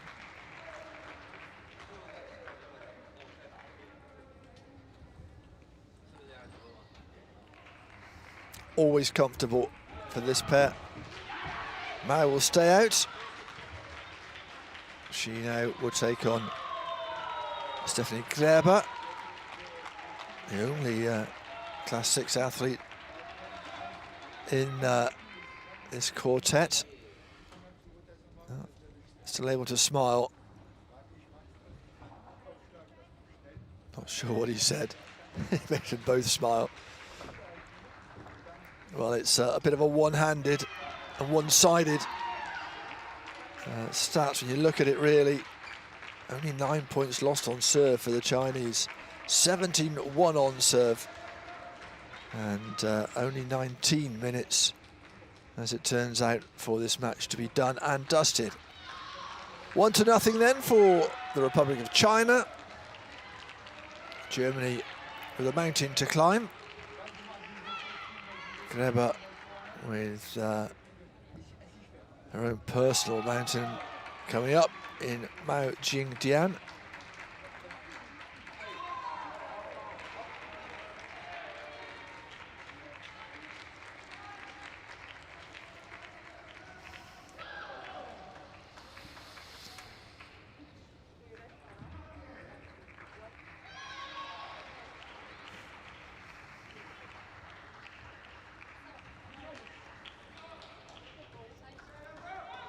That's how it looks. Will we have to go to the third match in this team competition?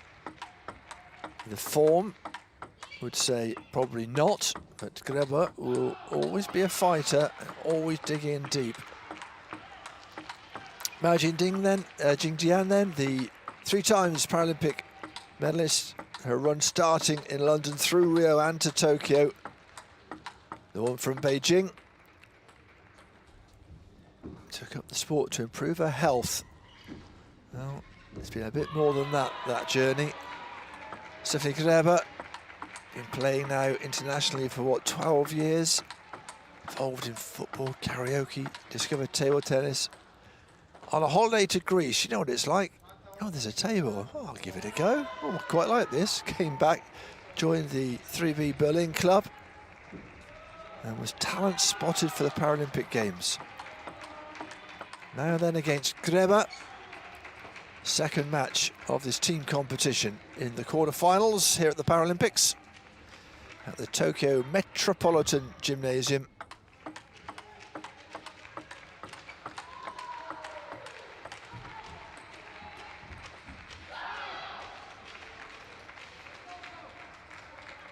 That is so good though. So powerful. We saw how good her forehand was in that doubles match. Different kind of dynamic, of course, in singles.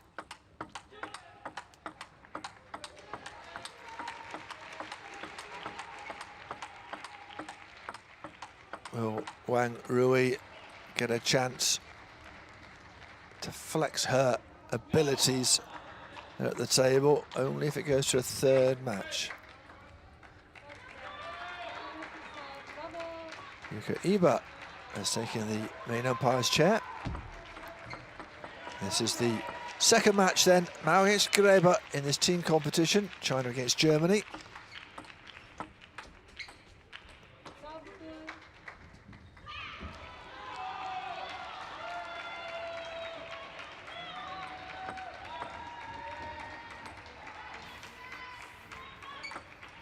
Oh, again, trying the fast surprise serve, but the spin just drifting it away from the table.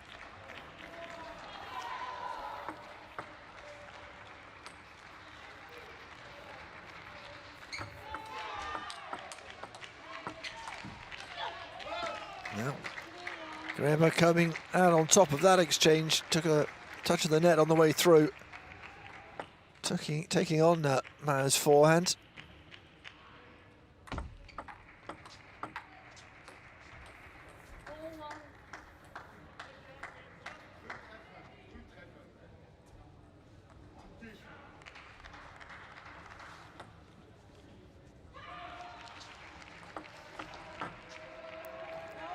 A bit tentative from Greba. Just trying to get back over the net and not giving enough. Oh, I think she hit the table edge as she served that, and at the moment it's all one-way traffic. Unforced errors against someone of the calibre of Mao Jingdian, not exactly what you want. Stating the obvious, of course, but you have got to be at the top of your game.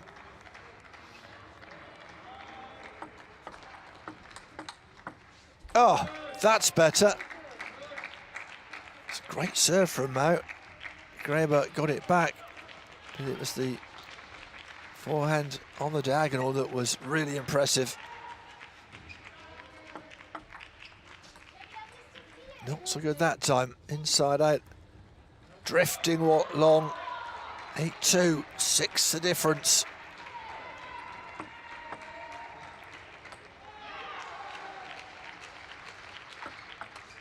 Oh, and how about that for a dismissive backhand? Goodness me. It's a fascinating matchup between these two. Greba is not coming out on top at the moment. Chance to wrap the first game up, and she does. I say it's a fascinating matchup as Mao goes to take a well-earned drink. Of course, Grebe, Class 6, Mao, the Paralympic champion, Class 8. So these two wouldn't have met very often. Germany deciding to put Grebe in against Mao. Julian Wolf, of course, Class 8 as well. In a way, it will be refreshing for the athletes to play someone you don't normally play against, I guess. At the moment, it's not going so well for this woman here. The placement officer for the Federal Employment Agency, Grebe, would love to place herself in the semi-finals. At the moment, it predictably looks like China might progress.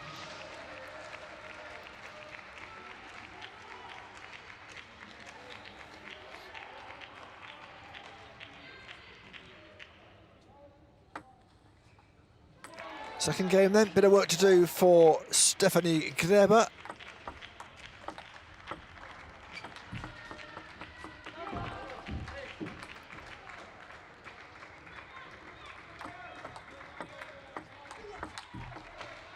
So much spin on that forehand from Mao. Really is the real deal, isn't she?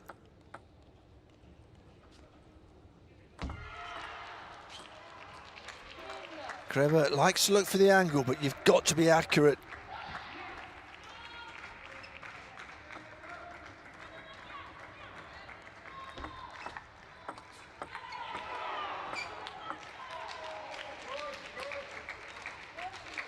On the scoreboard.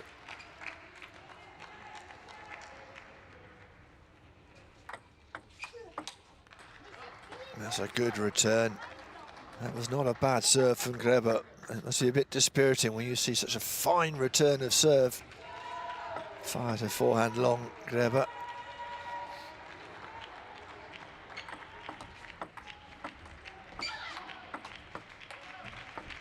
Oh, well, you'll take all the luck you can get in this match. And she'll just break up the momentum with the towel break as well. Now, well, you could argue she hasn't broken sweat. She's been very impressive. Oh, and looking right to place it on the edge. And accuracy from Grebe, just not what it should be.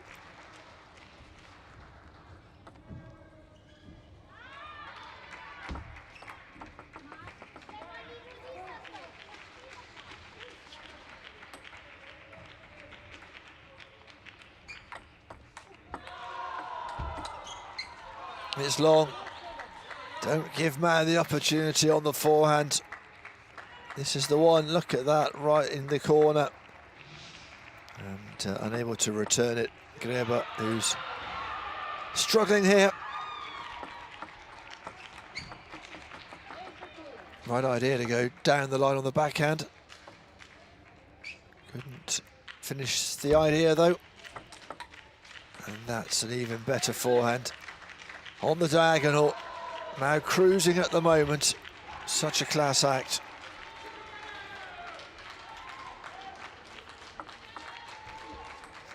Tried to get it onto the table with lots of topspin. Still drifted long. And a little wry smile. You don't see that very often. She's a very intense player, is Grebe, but she knows she is up against a master here. And another good forehand from Mao, another shot that drifts long from Grebe.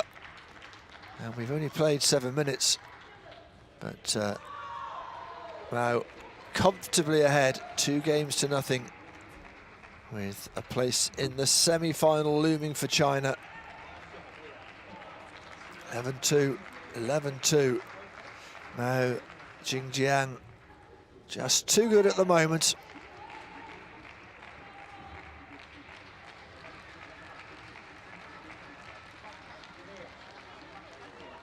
German coach with a bit of work to do. A rare point and a lovely backhand, crisp and into the body from Grebe. But more often than not, she's chasing shadows. That's the forehand.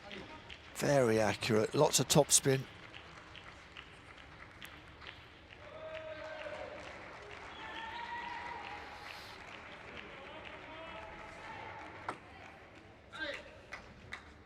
So can China wrap up this match without dropping a game? A lot of work to do for this woman here.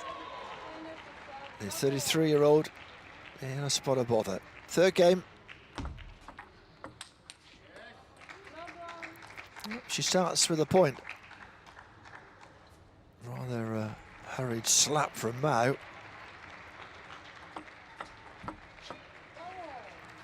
Again, the spin from Mao, just stopping Greba getting the return over.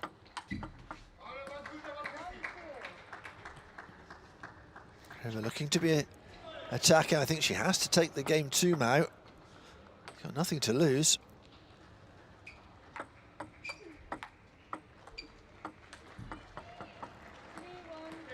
A difficult ball to control. Spinning into you, looking to get the top spin on it.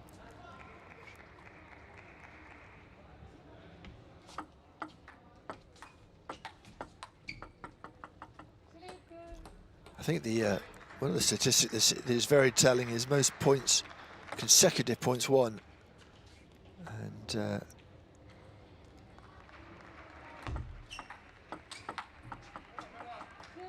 Greba, it's one in each game.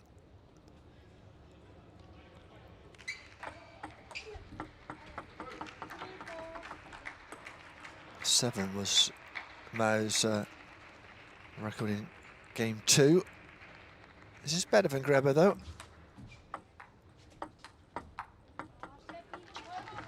Will it be good enough?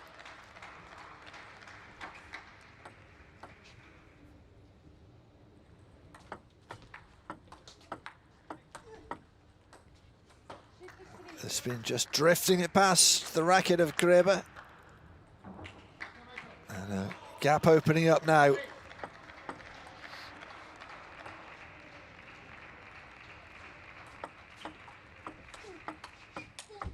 Oh my word, what a shot. Well, she opened up with the forehand on the diagonal. Greba with a decent return. And Mao just dismissively down the line. What a shot that was. And she's getting into her groove. Full of looping topspin that from the Chinese athlete. And unsurprisingly, the timeout comes. Last chance saloon for the Germans.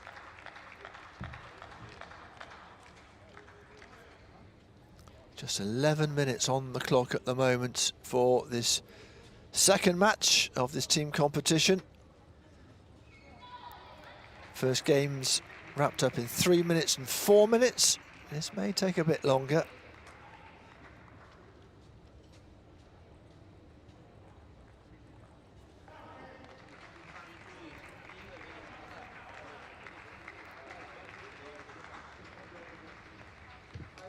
Wry smile from Stephanie Greba.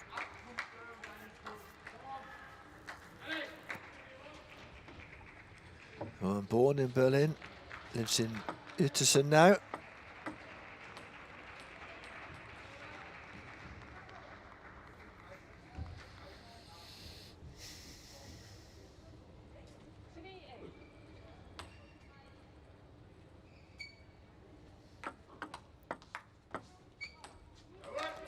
Better from Greba. That'll make her feel good. Air shot from Mao.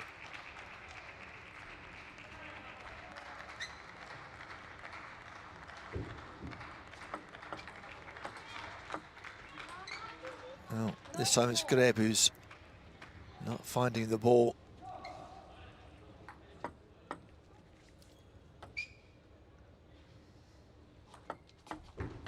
Oh dear. Well, that gives China the chance to wrap up this match. And it takes the net and goes long. And Mao has been massively impressive in this match. Wraps it up in under a quarter of an hour And it hasn't taken long for China to progress into the semi-finals. Well, Grebe was game, but she wasn't good enough.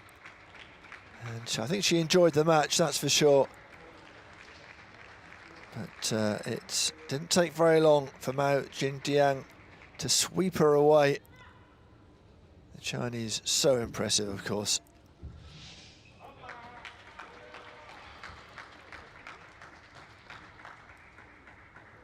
Grebe, I think, will have learnt and enjoyed the experience, but the stats will not make for great reading. Points won on serve, 4.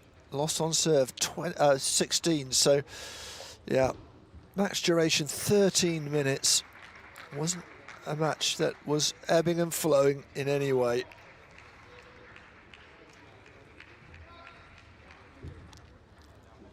So China through, they'll take on either France or Korea in the top half of this women's team class 6 to 8 competition.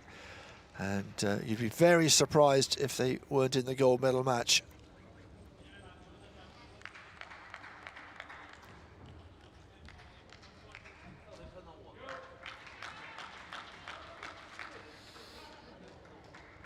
There's still something for the coach to say, of course.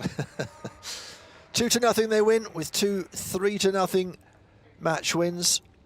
Very, very comprehensive. It is China who progress to the semi-finals.